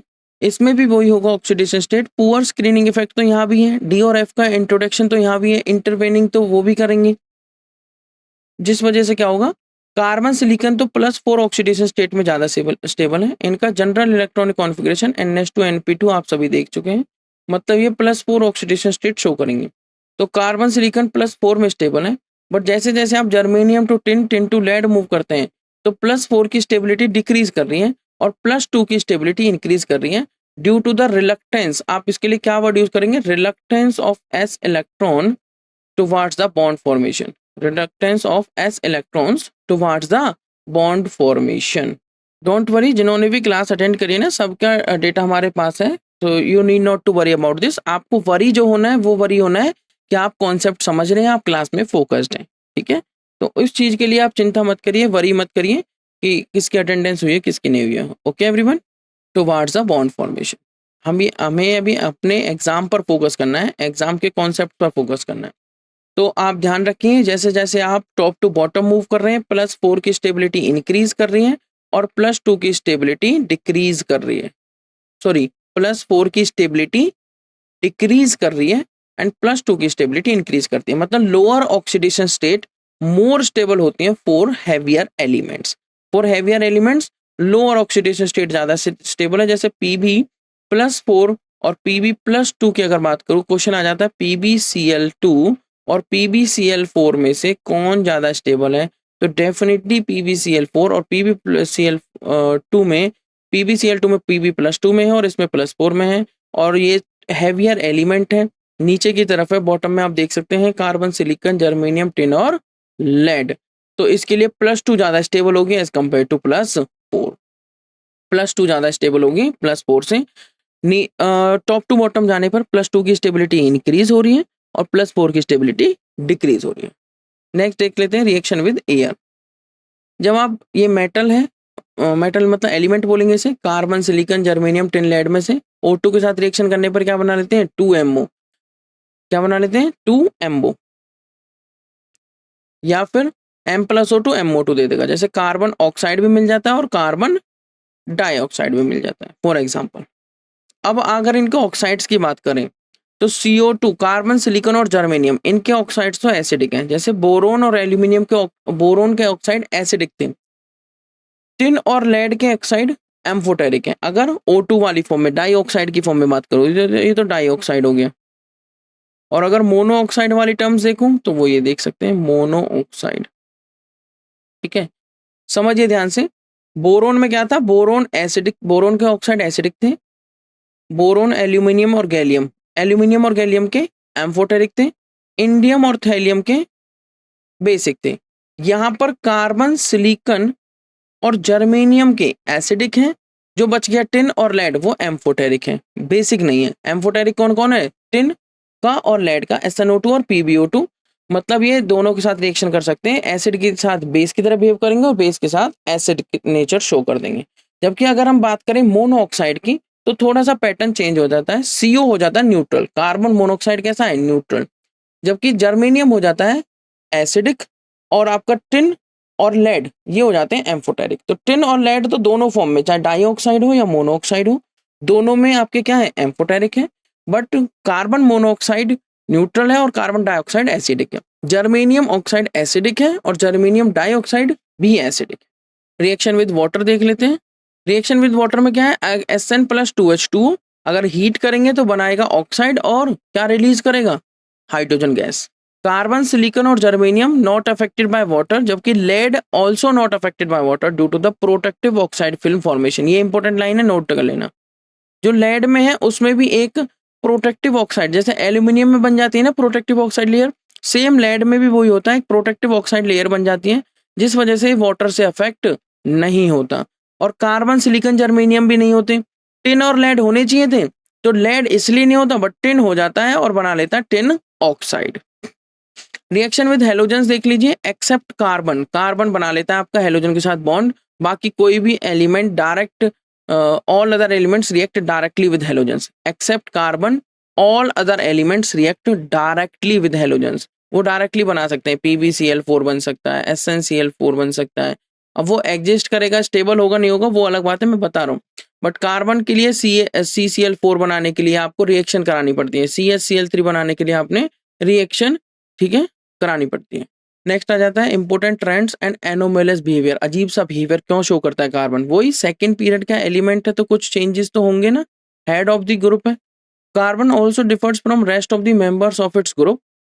It is due to what, smaller size है कार्बन का, हायर इलेक्ट्रोनेगेटिविटी है, higher ionisation enthalpy and unavailability of d orbitals है। जो आपके पास एक लिंक प्रोवाइड की गई है फॉर्म में, उस फॉर्म के थ्रू आप अपनी अटेंडेंस मार्क कर दीजिए। ठीक है, मैं यही आपसे कहूंगा, जो यहाँ पर मैसेजेस आ रहे हैं उनको ध्यान से पढ़िए। अगर आपका नाम प्रेजेंट नहीं है लिस्ट में तो आप इस फील्ड को यूज करिए। आपका एप्लीकेशन नंबर नीट का, अपना नाम, आपकी पंजाब की ID, आपका district, school name, only if not present in the list. ध्यान रखना अगर ये लिस्ट में प्रेजेंट नहीं है। ओके, प्रीवियस पेज पे कोई डाउट है आप, मैं दिखा देता हूँ, नोट डाउन कर लीजिए। ये हमारा प्रीवियस पेज है, इस पेज पर आप देख सकते हैं हमने जो केमिकल प्रॉपर्टीज दिखाई हैं। अब हम मूव करेंगे हमारे नेक्स्ट पॉइंट पर। तो ये आप देख सकते हैं कार्बन के जो स्मॉलर साइज है, हायर इलेक्ट्रोनेगेटिविटी है, डी ऑर्बिटल सेकंड पीरियड में अवेलेबल होंगे ही नहीं, और हायर आयनाइजेशन एंथैल्पी है। तो मैक्सिमम कोवेलेंसी कार्बन शो करता है 4, CCl4, CH4 या जो भी है। अदर मेंबर्स अपनी कोवेलेंसी इंक्रीज कर सकते हैं due to the presence of d orbital. जैसे आप कार्बन के पास सिलिकॉन में जाते हैं तो वहां पर डी ऑर्बिटल प्रेजेंट है, क्योंकि वो थर्ड पीरियड में आ गया, और 3D 4D 5D सब पॉसिबल है। तो आपने देखा होगा जनरली जो हम इफेक्ट देख रहे हैं वो पुअर स्क्रीनिंग इफेक्ट, बट किसका, D और F, तो इनका बड़ा गेम है यहाँ पर। कार्बन के अंदर एक टेंडेंसी होती है पी पाई मल्टीपल बॉन्ड बनाने की अपने साथ ही, मतलब कार्बन के अंदर कैटिनेटिंग प्रॉपर्टी ज्यादा है, ठीक है, and with other forms of smaller size and high electronegativity. Carbon also has ability to form p-pi multiple bonds with itself and with other atoms as well. Other atoms कौन से, जो मैंने आपको बताया, कितने सारे तो कॉम्प्लेक्स हम पढ़ते हैं ऑर्गेनिक केमिस्ट्री में, स्मॉल साइज हो, हाई इलेक्ट्रोनेगेटिविटी हो, सबके साथ कार्बन जाके अटैच हो जाता है और पी पाई मल्टीपल बॉन्ड बना सकता है विद अदर एटम्स भी। कार्बन के अंदर एक टेंडेंसी है अपने आप से ही लिंक होने की, have the tendency to link with one another through covalent bonds, और बड़ी बड़ी चेन्स बन जाती है कार्बन की। जैसे ऑर्गेनिक में हम पढ़ते हैं ना, कितने सारे कार्बन आ जाते हैं, बहुत सारे रिंग्स बना लेते हैं। This property is called catenation. Catenation को अगर एक वर्ड में एक्सप्लेन करूं तो इसका मतलब होता है self linking ability. Catenation word का मतलब क्या है? Self linking ability. Self linking ability, अपने आप से जुड़ने की क्षमता। और due to the property of catenation, और पी पाई जो मल्टीपल बॉन्ड बना सकता है कार्बन, कार्बन एलोट्रोपिक फॉर्म्स भी शो कर सकता है, जैसे डायमंड हो गया, आपको मिलता है फुलरीन हो गया, ग्रेफाइट हो गया, एटसेट्रा। ये भी समझ लेते हैं जरा, इनके बारे में भी देख लेते हैं। क्वेश्चन यहाँ से भी पूछा गया, ये भी इंपॉर्टेंट है। ये देखिए, ये हमारी क्रिस्टलाइन फॉर्म है कार्बन की, उसी तरीके से एमोर्फस फॉर्म हो जाती है, कोक, कोल, एटसेट्रा।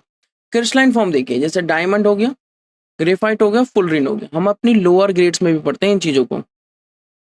डायमंड जो है क्रिस्टलाइन लैटिस है, हार्ड है नेचर में। ईच कार्बन एटम अंडर को sp3 हाइब्रिडेशन, कुछ इस तरीके का स्ट्रक्चर होता है। sp3 मतलब टेट्राहेड्रल टाइप का एनवायरनमेंट बनेगा। अब इस कार्बन को ले लीजिए, ये फिर से टेट्राहेड्रल टाइप का एनवायरनमेंट बनेगा। इस कार्बन को ले लीजिए, फिर से टेट्राहेड्रल, इस कार्बन को ले लीजिए, फिर से टेट्राहेड्रल, लाइक दिस। तो इस तरीके से कार्बन क्या करता है? इस तरीके से कार्बन टेट्राहेड्रल एनवायरनमेंट में चला जाता है, और each carbon atom is bonded with 4 other carbon atom. और कार्बन, कोई भी कार्बन ले लीजिए डायमंड में, वो sp3 हाइब्रिडाइजेशन शो कर रहा है। ऐसा इसलिए हो रहा है क्योंकि कार्बन के अंदर कैटिनेटिंग पावर है। कार्बन के अंदर क्या है? Catenating power by using hybridized orbitals in tetrahedral fashion. और ये हार्डेस्ट सब्सटेंस है ऑन द अर्थ। इसका बहुत ज्यादा यूज किया जाता है, किस लिए? जैसे रॉक ड्रिल्स, पत्थरों में ड्रिल करने के लिए, क्योंकि ये हार्डेस्ट है। यहां से क्वेश्चन आया है, मैं बार बार यही कह रहा हूं कि ये इंपॉर्टेंट है, क्वेश्चन आया हुआ है यहाँ से। पूछेगा कि क्या इसमें कोई फ्री इलेक्ट्रॉन प्रेजेंट है? नहीं, कोई फ्री इलेक्ट्रॉन नहीं है। कार्बन 4 बॉन्ड बना सकता है, चारों इलेक्ट्रॉन यूज कर रखे हैं। एक मैं दिखा देता हूं आपको, एक इस वाले कार्बन के दिखाता हूं। एक इलेक्ट्रॉन ये रहा, एक ये रहा, एक ये रहा, एक ये रहा, चारों इलेक्ट्रॉन यूज कर लिए, तो कोई फ्री इलेक्ट्रॉन नहीं है, नो फ्री इलेक्ट्रॉन। इसका मतलब ये हुआ कोई फ्री इलेक्ट्रॉन नहीं है, तो ये कैसा हुआ? बैड कंडक्टर ऑफ इलेक्ट्रिसिटी, मतलब ये हो गया इंसुलेटर। इंसुलेटर, ठीक है। ग्लास कटिंग में, रॉक ड्रिलिंग में, बहुत जगह हमें डायमंड का यूज करते हैं। ज्वेलरी तो है ही है। नेक्स्ट आता है यूजेस, ये abrasive for sharpening hard tools, क्योंकि ये हार्ड है ना खुद नेचर में। In making dies, in the manufacture of tungsten filaments for electric light bulb. तो इन सभी टाइप की चीजों में जहां पे हमें हार्डेस्ट मटेरियल चाहिए, हम डायमंड को यूज कर सकते हैं। ग्रेफाइट देखिए, ग्रेफाइट का लेयर्ड स्ट्रक्चर होता है कुछ इस तरीके का, हेक्सागोनल लेयर होती है। एक हेक्सागन बना लीजिए इस तरीके से। मैं सारे कार्बन शो नहीं करूंगा, कुछ ही कार्बन शो कर रहा हूँ, जैसे 2 शो करे हैं, या अगर आप सारे यहाँ देखने चाहें तो इस तरीके से देख लीजिए, ये हैं। अब क्या होगा, ये हेक्सागन दूसरे से लिंक होगा, एक और हेक्सागन आएगा इस तरीके से, फिर वो हेक्सागन तीसरे से लिंक होगा इस तरीके से। ये ऐसे लिंकेज यहाँ पे एक लेयर बन जाती है, और फिर उन लेयर्स के बीच में, मान लीजिए एक लेयर बन गई, फिर वो दूसरी लेयर बन गई, ऐसे इन लेयर्स के बीच में जो फोर्स होता है वो वीक वेंट्रवल फोर्स होता है। मतलब these layers are slippery over each other. तो कहने का मतलब क्या है, ग्रेफाइट का लेयर्ड स्ट्रक्चर होता है, इंपॉर्टेंट है, कहीं से भी क्वेश्चन आ सकता है। और प्लेनर हेक्सागोनल रिंग्स होती हैं। प्लेनर हेक्सागोनल रिंग मतलब कार्बन की जो हाइब्रिडाइजेशन रहेगी, each carbon atom is bonded to 3 other carbon atom. किसके केस में? ग्रेफाइट के केस में।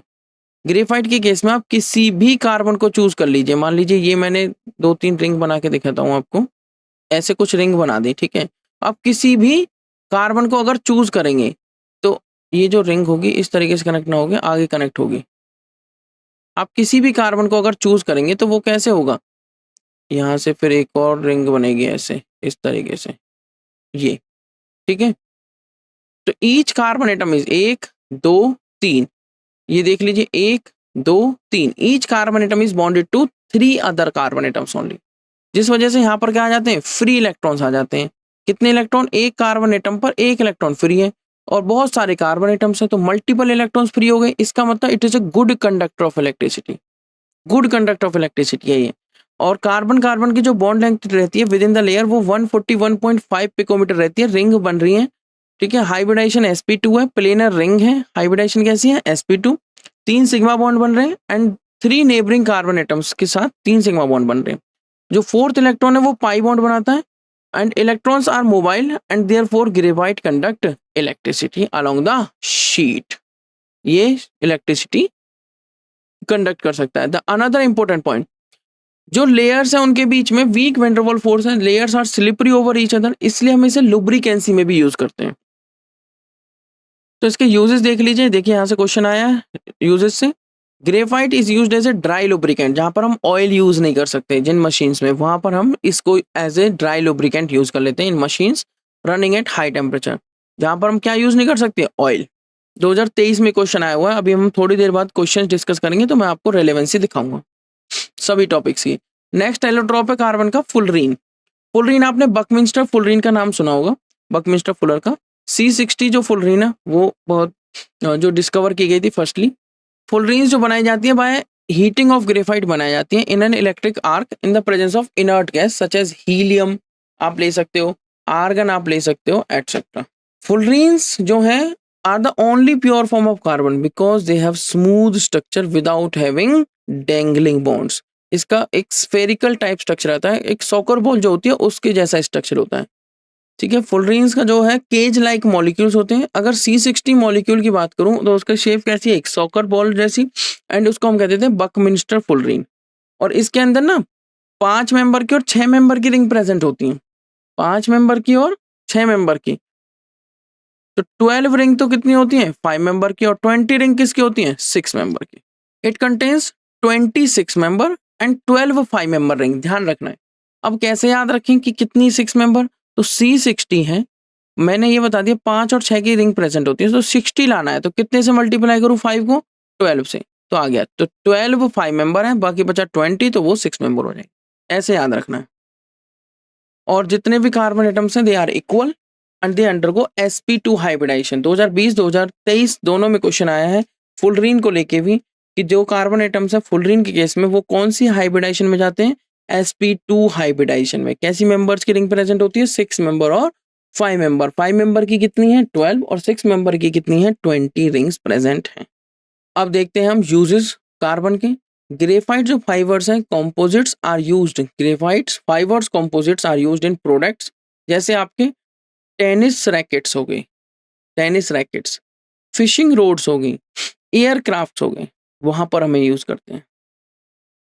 फॉर इलेक्ट्रोड्स ग्रेफाइट को यूज करते हैं because it is a good conductor of electricity in batteries and industrial electrolysis.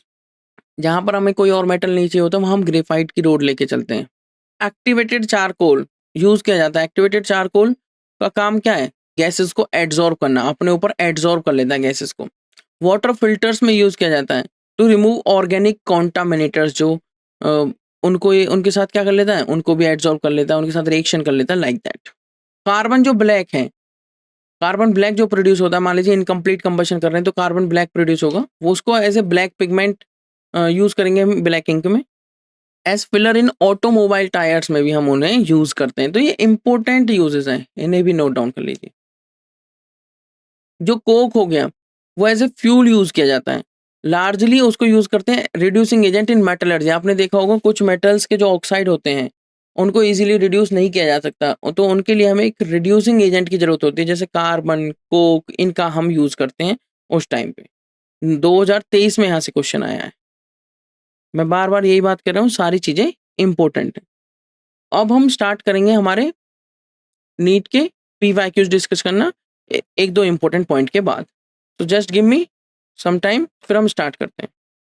तो I hope I am properly audible and my screen is visible to everyone.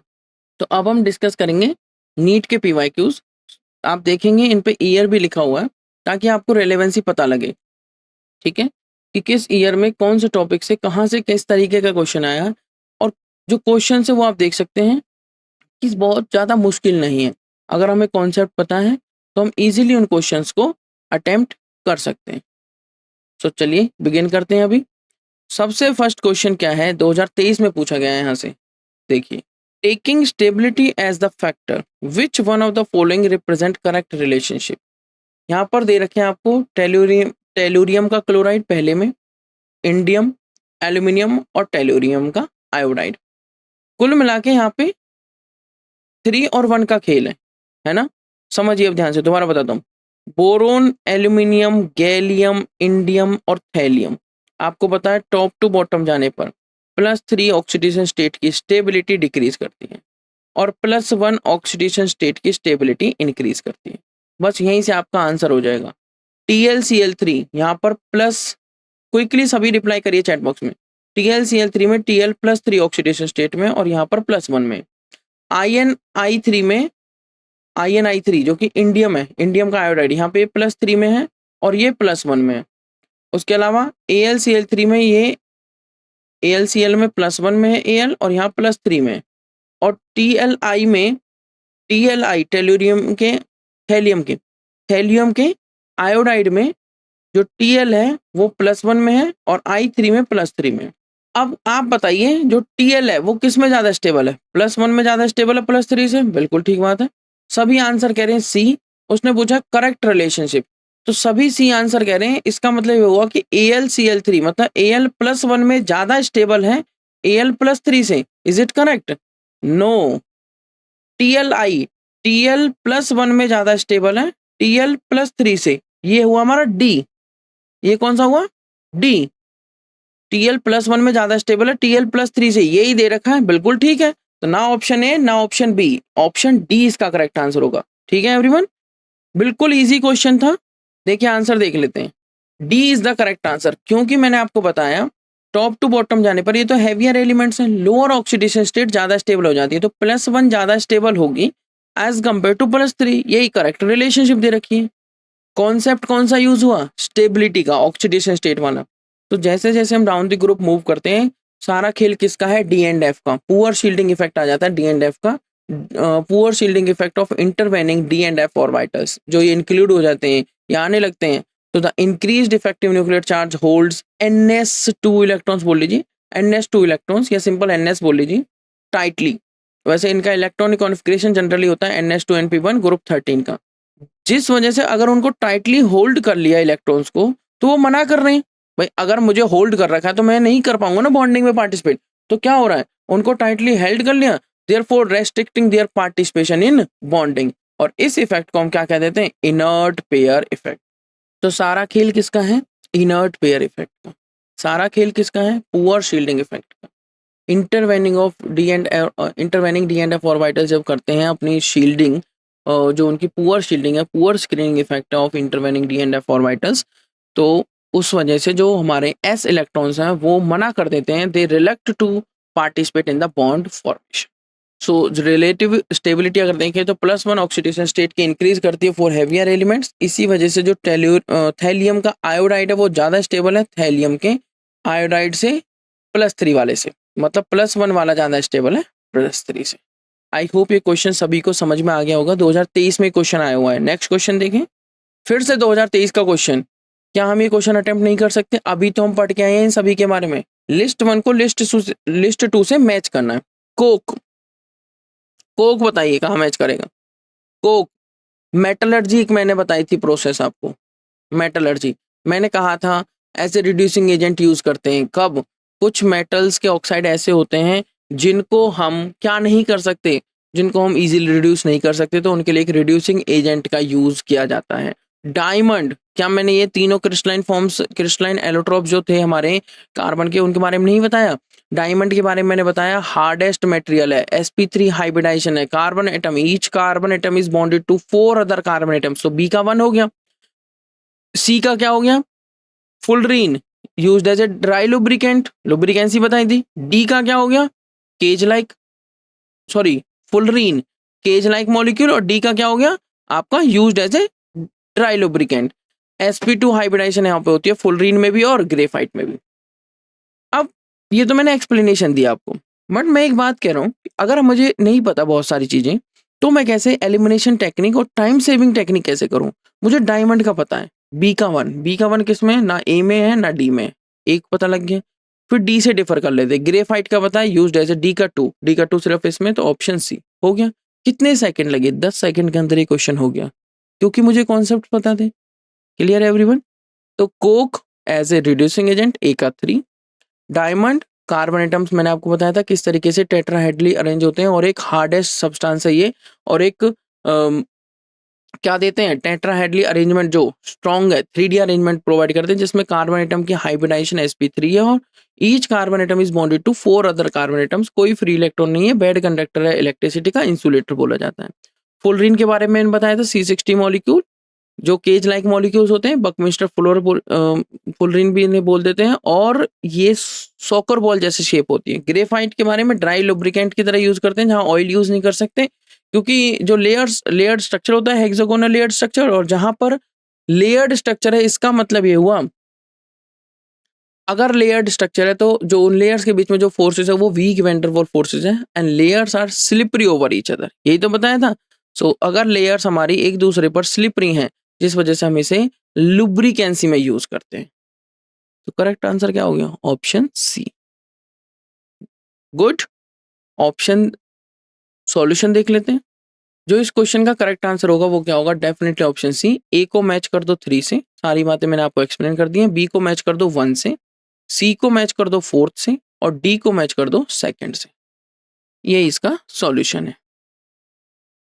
Next question 2022 में question आया हुआ है। इस year को देख के हमें एक रिलैक्स मिलता है कि हाँ ये कॉन्सेप्ट हमें आता है और यहाँ से क्वेश्चन आया है, इम्पोर्टेंट्स टॉपिक पता लग जाते हैं, रेलेवेंसी पता लग जाती है कि हाँ जो टॉपिक हम पढ़ रहे हैं हाँ उससे क्वेश्चन आता है। Choose the correct statement. हमने चारों स्टेटमेंट पढ़ रखी है, हमें पता है सभी के बारे में, इजीली आप इस क्वेश्चन का आंसर कर सकते हैं। देखो ये सभी कार्बन के एलोट्रॉप्स हैं, डायमंड हो, ग्रेफाइट हो, फुलरीन हो, ये क्या है, एलोट्रॉप्स ऑफ कार्बन। उसके अलावा कोक, चारकोल, कोल, ये एमोर्फस फॉर्म हो गई। बट इंपॉर्टेंट बात है option A B C D में से करेक्ट स्टेटमेंट बतानी है आपको। Diamond is covalent, graphite is ionic. Graphite और डायमंड दोनों में शेयरिंग से ही बॉन्ड बन रहे हैं और each carbon atom is bonded to other carbon atom only. Catenating property है उसके अंदर, टेट्रावैलेंसी की प्रॉपर्टी है, तो ये तो गलत हो गया। ग्रेफाइट भी कोवलेंट है। Diamond is sp3 hybridized and graphite is sp2 hybridized. हाँ ये ठीक है, डायमंड में टेट्राहेड्रल अरेंजमेंट होती है, ग्रेफाइट में हेक्सागोनल लेयर्ड स्ट्रक्चर होता है। ग्रेफाइट में each carbon atom is bonded to 3 other carbon atoms, तो प्लेनर टाइप का स्ट्रक्चर होता है, और डायमंड का टेट्राहेड्रल 3D अरेंजमेंट होती है। ठीक है, बी ठीक है। अब बी ठीक हो गया तो फिर हम सी और डी की तरफ गलत ही होंगे, फिर भी एक बार देख लेते हैं। Both diamond and graphite are used as a dry lubricant. नहीं, सिर्फ ग्रेफाइट को यूज करते हैं ड्राई लुब्रिकेंट में, डायमंड तो हार्डेस्ट सब्सटेंस है। Very good everyone, good answer. सभी को चैट बॉक्स में आंसर में रिप्लाई करना है, चैट बॉक्स में रिप्लाई करना है आंसर का। गुड, जहां भी प्रॉब्लम हो आप पूछ सकते हैं। जो डायमंड है वो हार्डेस्ट सब्सटेंस है जिसका यूज किया जाता है रॉक ड्रिल्स में, एब्रेसिव में, ठीक है, शार्पनिंग टूल्स में। क्यों? क्योंकि हार्डेस्ट सब्सटेंस है। Diamond and graphite have 2D network. नहीं, गलत है, डायमंड का तो 3D नेटवर्क होता है ना, ग्रेफाइट का शीट लाइक स्ट्रक्चर होता है। ग्रेफाइट का शीट लाइक स्ट्रक्चर होता है, डायमंड का तो 3D अरेंजमेंट है, टेट्राहेड्रल। तो करेक्ट आंसर कौन सा है? Option B. Good job everyone, very good. तो देख लेते हैं, करेक्ट आंसर है option B. Diamond sp3 hybridized है क्योंकि उसने करेक्ट स्टेटमेंट ही पूछी हुई थी, और ग्रेफाइट sp2 है। दोनों ही कोवलेंट है, ये ऑप्शन ए की करेक्ट स्टेटमेंट है। ओनली ग्रेफाइट को हम ड्राई लुब्रिकेंट की तरह यूज कर सकते हैं, ऑप्शन सी की करेक्ट स्टेटमेंट है। दोनों diamond and graphite have a 3D structure, क्योंकि आपने ग्रेफाइट का मैंने कैसा बताया, शीट लाइक स्ट्रक्चर। कैसा स्ट्रक्चर बताया? Hexagonal layered sheet like structure. Diamond का 3D स्ट्रक्चर, दोनों का ही 3D स्ट्रक्चर है। डायमंड का तो 3D इजीली दिख जाता है, टेट्राहेड्रल, और ग्रेफाइट का कैसा है 3D, क्योंकि शीट लाइक स्ट्रक्चर और एक शीट दूसरी शीट से, हेक्सागोनल लेयर्ड स्ट्रक्चर है, एक शीट दूसरी के नीचे तीसरी, इस तरीके से 3D लाइक स्ट्रक्चर ये प्रोड्यूस कर देते हैं। तो दोनों का ही 3D जैसा स्ट्रक्चर है। क्लियर? ये रहा नेक्स्ट क्वेश्चन, 2021 में क्वेश्चन आया हुआ है। क्या हमें ये कॉन्सेप्ट नहीं पता? BF3 is planar and electron deficient compound, hybridization and number of electrons around the central atom respectively. आपको पता है boron, atomic number 5, electronic configuration 1s2 2s2 2p1। मैं क्यों याद रखूं पूरा इलेक्ट्रॉनिक कॉन्फ़िगरेशन? मुझे जनरल पता है, ग्रुप 13 का मेंबर है, तो ns2 np1 के हिसाब से इसका 2s2 2p1 होना चाहिए। मतलब मैक्सिमम कोवेलेंसी 4 तक जाएगा, और यहाँ पर आप देख सकते हैं 3 ये बॉन्ड बना लेगा। जैसे BF3 एक एग्जांपल उन्होंने दे रखा है, तो बोरोन फ्लोरीन के साथ अटैच्ड है। अब हाइब्रिडाइजेशन देखने के लिए इसके पास कोई लोन पेयर तो है नहीं, तीनों इलेक्ट्रॉन यूज हो गए। हाइब्रिडाइजेशन देखने के लिए आप क्या देखेंगे कि कितने सिग्मा बॉन्ड बने हुए, 1 2 और 3। हाइब्रिडाइजेशन के लिए आपको क्या देखना है, number of sigma bond 3 plus any lone pair, कोई लोन पेयर नहीं है। और वो लोन पेयर अगर होते भी तो वो लोन पेयर देखना है जो लोन पेयर बॉन्डिंग में रेजोनेंस में पार्टिसिपेट नहीं कर रहा है। तो 3 + 0 हो गया, ऐसा कोई लोन पेयर ही नहीं है इधर। तो H की वैल्यू 3 आ गई। 3 आने का मतलब क्या हुआ, पहले S को दे दो और फिर 2P को दे दो, तो 3 ऑर्बिटल हो गए, S और P, 2P, तो sp2 सिर्फ एक में 2 में है, तो B और C एलिमिनेट हो गई।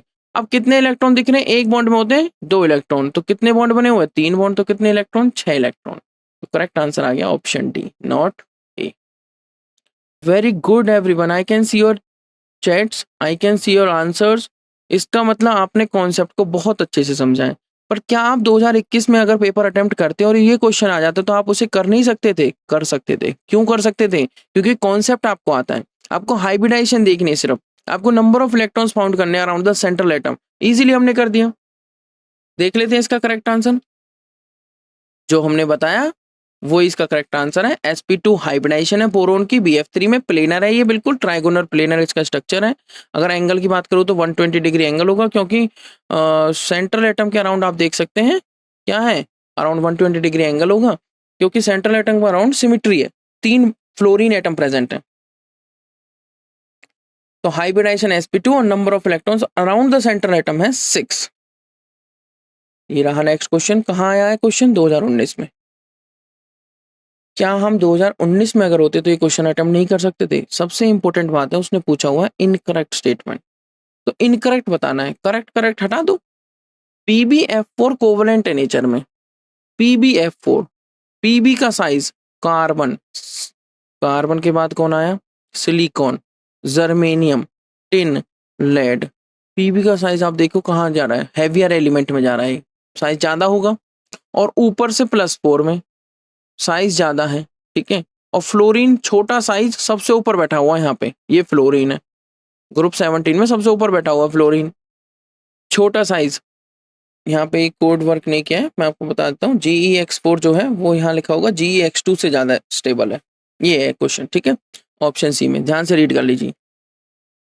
अब मैं आपको क्या बताना चाह रहा हूँ, इंपॉर्टेंट बात, फजान रूल आप सभी जानते हैं, जितना छोटा कटायन होगा और जितना बड़ा अनायन होगा, जितना चार्ज ज्यादा होगा कटायन पे, तो होगा क्या, जितना छोटा कटायन होगा और जितना बड़ा आयनायन होगा, इसका मतलब ये हुआ कि उतना ज्यादा कोवलेंट नेचर होगा उसका, उतना ज्यादा कोवलेंट कैरेक्टर होगा। जितना बड़ा कटायन होगा और जितना छोटा आयनायन होगा, जितना बिगर कटायन, मैं लिख देता हूं बिगर कटायन, और जितना छोटा अनायन होगा, अनायन, स्मॉलर अनायन, उतना ज्यादा आयोनिक नेचर होगा उसका, ठीक है। तो PB4 पॉजिटिव बहुत बड़ा साइज है और F नेगेटिव का बहुत छोटा साइज है, तो इसका नेचर आयोनिक होगा, ये आयोनिक है, कोवलेंट नहीं है। तो पहली स्टेटमेंट तो इनकरेक्ट है, मतलब आंसर यही होना चाहिए, है ना। यहाँ के लिए यहाँ ये करेक्ट इनकरेक्ट स्टेटमेंट है, मतलब आंसर यही होना चाहिए। फिर भी देख लेते हैं, SiCl4 इज इजीली हाइड्रोलाइज्ड, बिल्कुल ठीक है। इजीली हाइड्रोलाइज्ड सिलिकॉन के जो क्लोराइड्स होते हैं हो जाते हैं, और SiOH होल 4 बना लेंगे, ये हमें पता है, ठीक है। ये हो गया ऑप्शन बी, जो हमारा हो गया। ऑप्शन जो ए है वो इनकरेक्ट है, ऑप्शन बी हमारी करेक्ट स्टेटमेंट है, तो ये आंसर नहीं होगा। GeX4 जो है वो GeX2 से ज्यादा स्टेबल है, GeX4 +4 में और GeX2 +2 में। तो Ge किस में ज्यादा स्टेबल होगा, कार्बन, सिलिकॉन, जर्मेनियम। तो Ge तो किस में ज्यादा स्टेबल होगा, +2 में। तो इसका मतलब क्या हुआ, ये भी गलत हो गई। SnF4 is ionic in nature, SnF4 यहाँ पे कुछ और लिखा होगा, GeX2 नहीं होगा, राइट। ऑप्शन से यहाँ पे प्रॉपरली नहीं आ रहा है। GeX4 जो Ge है, कार्बन, सिलिकॉन, जर्मेनियम, टिन और लेड। जो Ge है हमारा जर्मेनियम, GeX4 मतलब Ge+4, और Ge दूसरा क्या होगा, +2। तो वो कह रहा है Ge+4 में ज्यादा स्टेबल है, नहीं Ge+2 में ज्यादा स्टेबल हो जाएगा। तो इसका मतलब GeX2, यही लिखा होगा GeX2, ये भी गलत हो गया। नहीं एक सेकंड, Ge+4 में ज्यादा स्टेबल होगा, बिल्कुल ठीक है।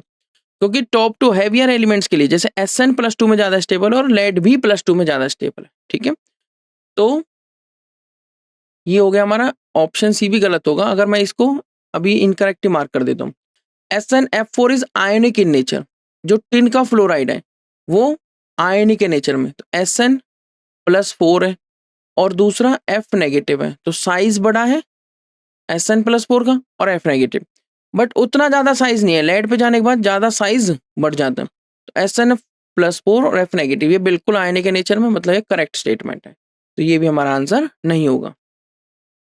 तो आंसर देख लेते हैं, इनकरेक्ट स्टेटमेंट बतानी है तो डेफिनेटली ऑप्शन ए होगा।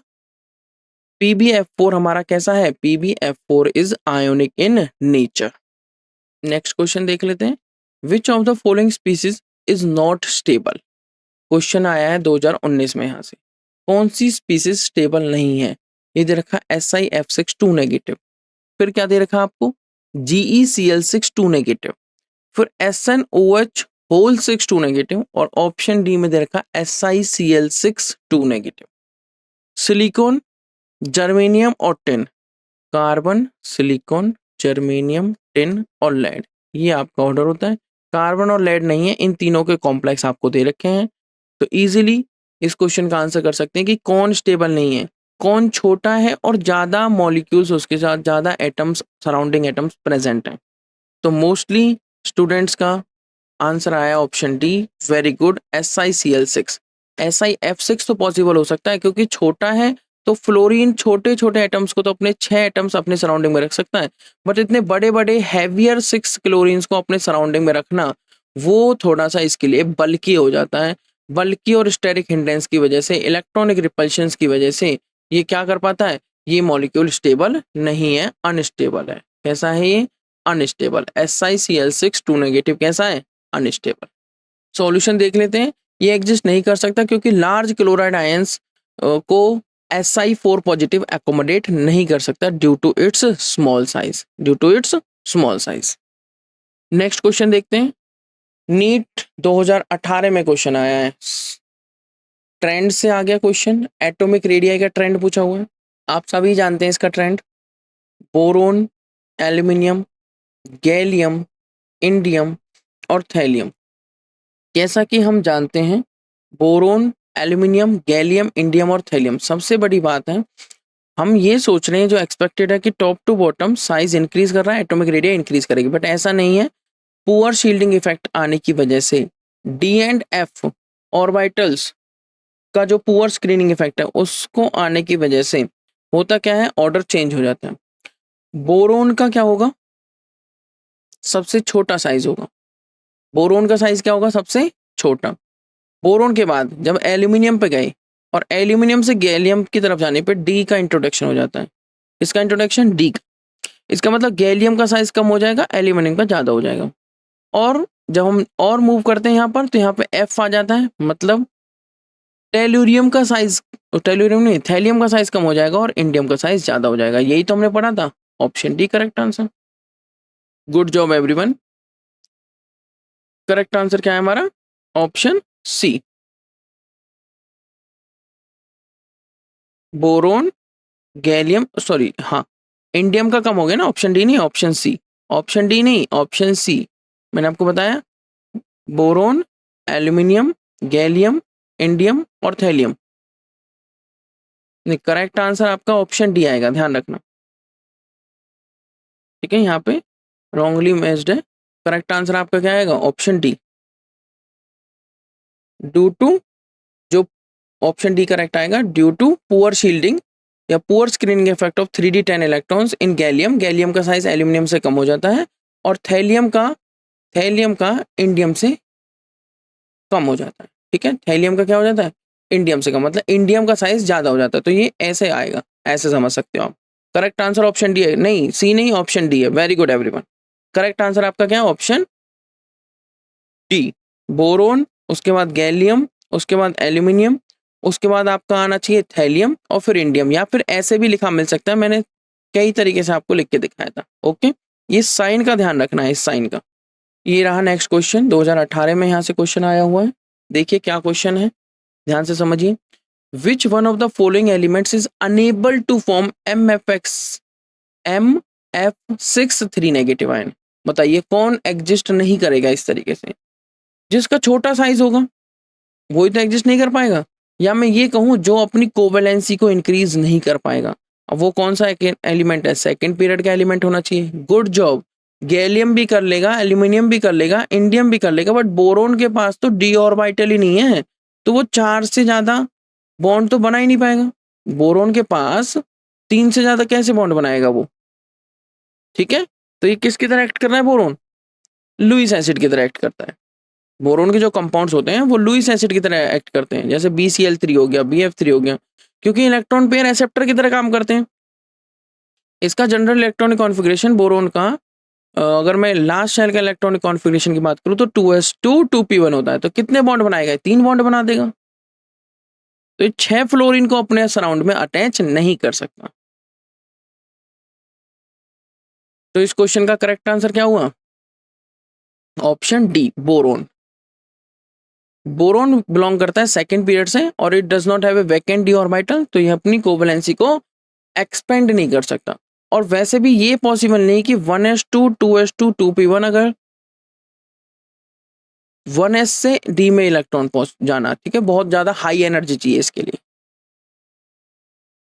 और 2 में डी नहीं है। 1s से अगर 2d होता तो चला जाता, बट 2d पॉसिबल नहीं है, इसलिए अपनी वैलेंसी को क्या नहीं कर सकता? एक्सपेंड नहीं कर सकता। ये रहा क्वेश्चन। चलिए इसको अटेम्प्ट करिए। The element which exist in liquid state for a wide range of temperature and can be used for measuring high temperature. बताइए ऐसा ऐसा कौन सा एलिमेंट है जो एग्जिस्ट करता है लिक्विड स्टेट में बहुत सारी टेम्परेचर रेंज में, और उसको हम यूज कर सकते हैं हाई टेम्परेचर के लिए? ये भी मैंने आपको एक लाइन में बताया था, बोरोन, एल्यूमिनियम, गैलियम या indium. Very good answers everyone, very good. आप सभी रिप्लाई कर रहे हो, इसका मतलब ये हुआ आपने कॉन्सेप्ट्स को ध्यान से समझा है। तो करेक्ट आंसर क्या होगा? जो आपने रिप्लाई किया, गैलियम। जो गैलियम होता है, और मैंने ये भी बताया था, अराउंड 303 केल्विन इसका मेल्टिंग पॉइंट होता है, और समर्स में तो ये लिक्विड स्टेट में ही मिल जाता है। तो which exist in liquid state for a wide range of temperatures, तो समर्स में लिक्विड स्टेट में मिल जाता है, और इसे हम यूज करते हैं फॉर मेजरिंग हाई टेम्परेचर्स। कौन है वो? गैलियम। तो among these elements in gallium जो क्रिस्टल स्ट्रक्चर है वो थोड़ा डिफरेंट होता है, तो हमें ये सजेस्ट करता है कि गैलियम मोस्टली कंसिस्ट करता है Ga2 मॉलिक्यूल, तो इसका जो मेल्टिंग पॉइंट है वो लोएस्ट होता है। गैलियम जो है वो लिक्विड फॉर्म में, gallium exist as liquid from 30 degree Celsius to up to 2000 degree Celsius. 30 इसका मेल्टिंग पॉइंट 30 है, तो 30 से लेकर 2000 तक ये लगभग लिक्विड फॉर्म में एग्जिस्ट करता है, और hence it is used as a high temperature measurement. ठीक है, क्योंकि 2000 डिग्री सेल्सियस तक भी ये लिक्विड में एग्जिस्ट कर रहा है, मतलब अगर हमें कहीं टेम्परेचर मेजरमेंट करना है तो हम इसको यूज कर सकते हैं। वाटर तो 100 डिग्री सेल्सियस पर भी बॉयल होना स्टार्ट हो जाता है, बट ये 2000 डिग्री सेल्सियस तक भी किसमें है? लिक्विड स्टेट में है। तो करेक्ट आंसर इस क्वेश्चन का हुआ ऑप्शन सी। ये रहा नेक्स्ट क्वेश्चन। क्वेश्चन बड़ा सिंपल है, पूछा गया लुईस एसिड। लुईस एसिड आप सभी जानते हैं, इलेक्ट्रॉन पेयर एक्सेप्टर को हम क्या कहते हैं? Lewis acid. Electron pair acceptor को हम क्या कहते हैं? Lewis acid. बताइए AlCl3, MgCl2, CaCl2 या BaCl2, इनमें से कौन लुईस एसिड है? कौन लुईस एसिड है? Definitely time saving technique, elimination technique use करते हुए हमने ऑप्शन ए को आंसर कर दिया, not B, not C, not D. Solution देख लेते हैं। जो एल्यूमिनियम क्लोराइड है वो डाइमराइज भी हो जाता है, Al2Cl6 में भी एग्जिस्ट करता है, जबकि बाकी तो सब एल्कलाइन अर्थ मेटल्स हैं, जैसे मैग्नीशियम, कैल्शियम, बेरियम, ये आयोनिक क्लोराइड बनाते हैं, जबकि जो एल्यूमिनियम है वो बना रहा है एल्यूमिनियम क्लोराइड, जो कि कोवलेंट क्लोराइड है, शेयरिंग ऑफ इलेक्ट्रॉन से बन रहा है।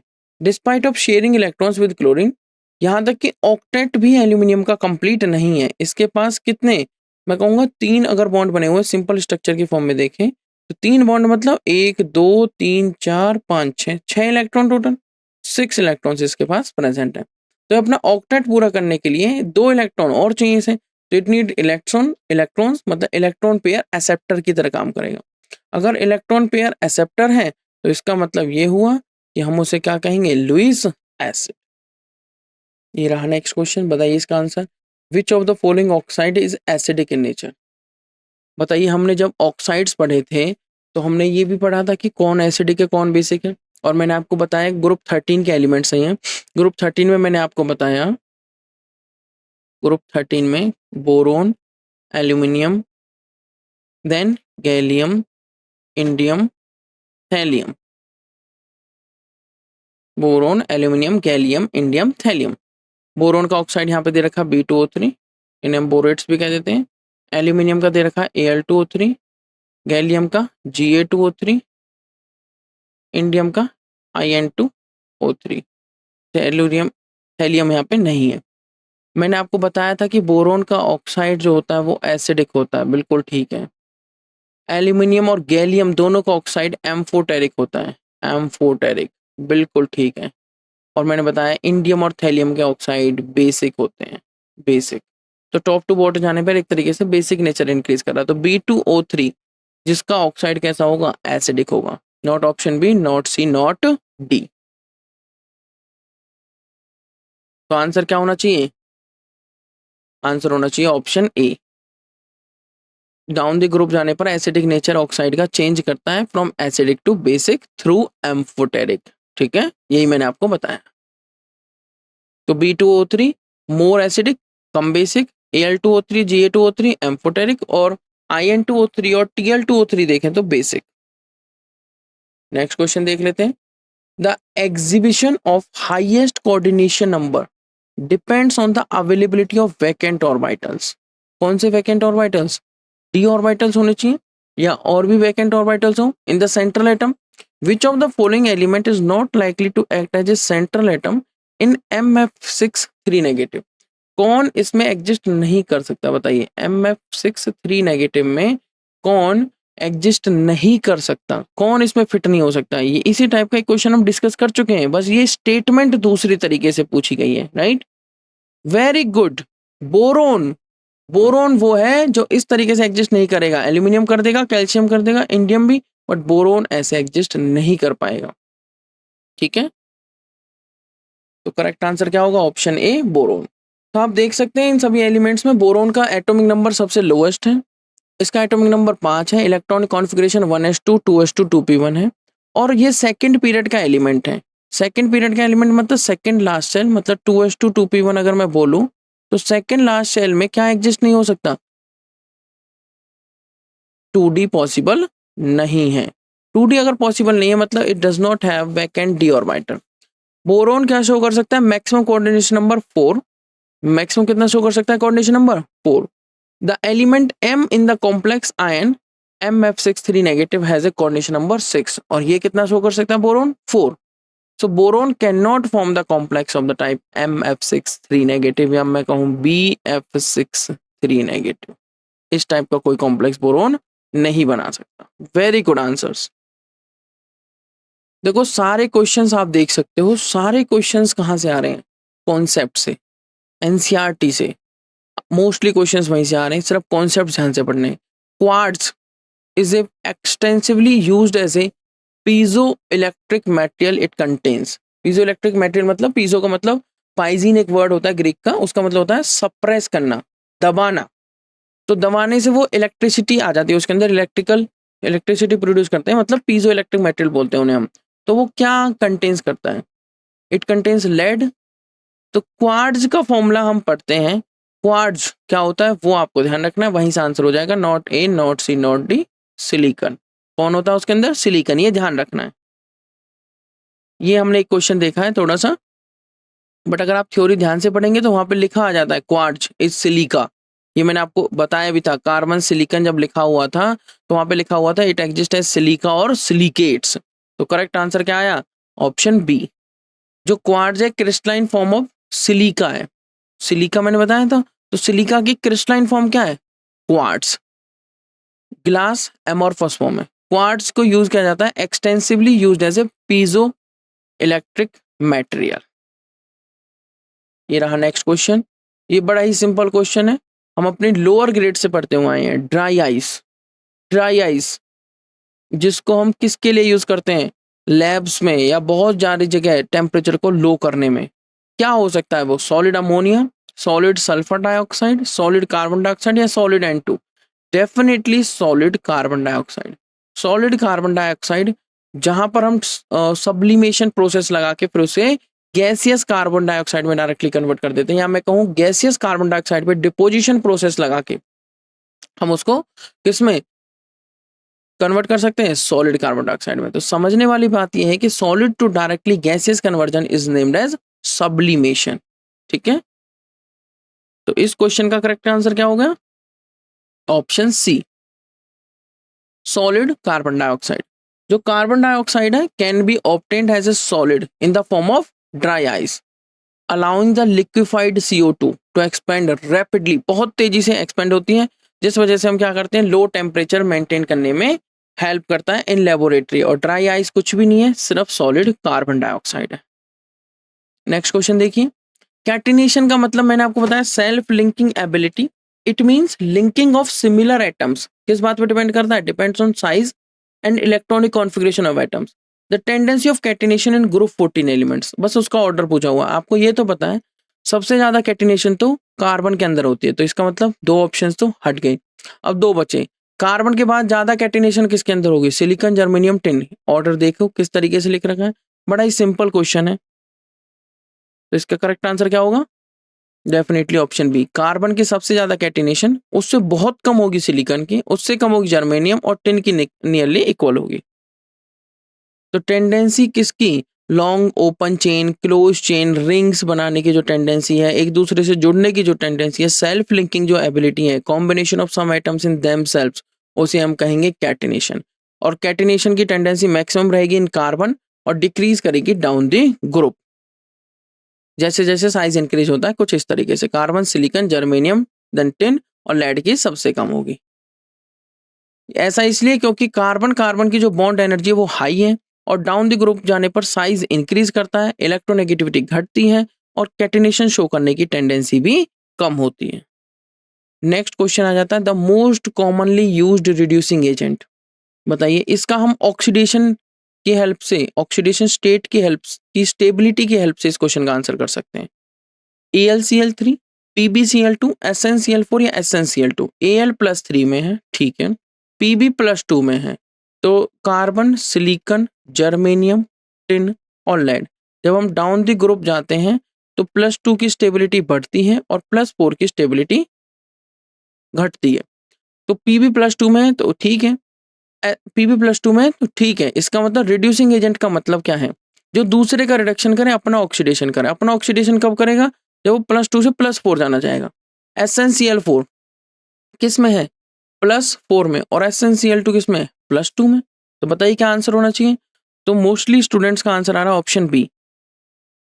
तो करेक्ट आंसर क्या होगा? करेक्ट आंसर होगा ऑप्शन डी, क्योंकि जो Sn है, देखिए कार्बन, सिलिकॉन, जर्मेनियम, टिन और लेड, ध्यान से समझिएगा। जो लेड है वो तो +2 में ही एग्जिस्ट करना चाहता है, बट नीचे जाते जाते +4 की स्टेबिलिटी डिक्रीज हो रही है और +2 की इंक्रीज, मतलब टिन +2 और +4 दोनों में जा सकता है। अब वो +2 में है तो वो +4 में भी जा सकता है। तो टिन कहाँ चला जाएगा? +4 में, SnCl4 बना लेगा। यहाँ पर +2 में है अभी, तो अभी किस में है? SnCl2 केस में +2 में। 2 इलेक्ट्रॉन और लूज करके वो किस में चला जाएगा? +4 में। लूज करे तो इसका मतलब क्या हुआ? किसी और को गेन कराएगा, इसका मतलब उसका रिडक्शन हो जाएगा और ये रिड्यूसिंग एजेंट की तरह काम करेगा। ये थोड़ा इंपॉर्टेंट पॉइंट था, नोट डाउन कर लो। SnCl2, Sn और lead can show 2 oxidation state, जो +2 भी और +4 भी। These elements in +4 oxidation state behave as oxidising agent, जबकि +2 में ये शो करते हैं रिड्यूसिंग एजेंट की तरह। The stability of +2 oxidation state increase करती है on moving down A group. It means reducing character जो डिक्रीज करता है वो जर्मेनियम 2 से लेके Pb2 में करेगा रिड्यूसिंग करेक्टर। जैसे कि मैंने आपको बताया, टॉप टू बॉटम जाने पर +2 की स्टेबिलिटी इंक्रीज करती है और +4 की स्टेबिलिटी डिक्रीज करती है। +4 की स्टेबिलिटी डिक्रीज करती है। तो जो जर्मेनियम के सॉल्ट होंगे जैसे CeCl4, वो स्ट्रॉन्गेस्ट रिड्यूसिंग एजेंट होंगे, और जो लेड के सॉल्ट होंगे वो वीकेस्ट होंगे। GeCl strongest reducing agent. तो अगर GeCl2 और GeCl4 दोनों में देख लीजिए ना, GeCl2 लिया मैंने और GeCl4 लिया, तो यहाँ पे ये +2 में और यहाँ पर ये +4 में। अगर ये +2 में है तो क्या चाहेगा, तो जर्मेनियम के सॉल्ट स्ट्रॉन्गेस्ट रिड्यूसिंग एजेंट होंगे लेड 2 से। रिड्यूसिंग एजेंट मतलब अपना रिडक्शन करेंगे। रिडक्शन कैसे करेंगे, मतलब GeCl4 में ज्यादा स्टेबल होगा, ऐसा आप समझ सकते हैं। Germanium is much less abundant than in tin in nature. So SN2 जो सॉल्ट्स हैं वो वाइडली यूज करे जाते हैं एज ए रिड्यूसिंग एजेंट। तो इस क्वेश्चन का करेक्ट आंसर है ऑप्शन डी। आई होप आपको ये सारे क्वेश्चन समझ में आ गए होंगे। ठीक है एवरीवन, तो this is all about this today's class. अब हम मिलेंगे अपनी नेक्स्ट क्लास में नेक्स्ट टॉपिक के साथ, पी ब्लॉक का ग्रुप 15 एंड 16। तो आज का सेशन जो हमने अटेंड किया, सारे टॉपिक्स इजी थे, सारे क्वेश्चंस हमने इजीली अटेम्प्ट कर लिए। तो क्वेश्चंस की प्रैक्टिस करिए जाने के बाद, और ध्यान दीजिए कि किस तरीके से हमें क्वेश्चंस को अटेम्प्ट करना है। एनसीईआरटी को लाइन बाय लाइन रीड करिए, ध्यान से समझिए सारे कॉन्सेप्ट्स को word by word. So this is all about this class. Thank you so much.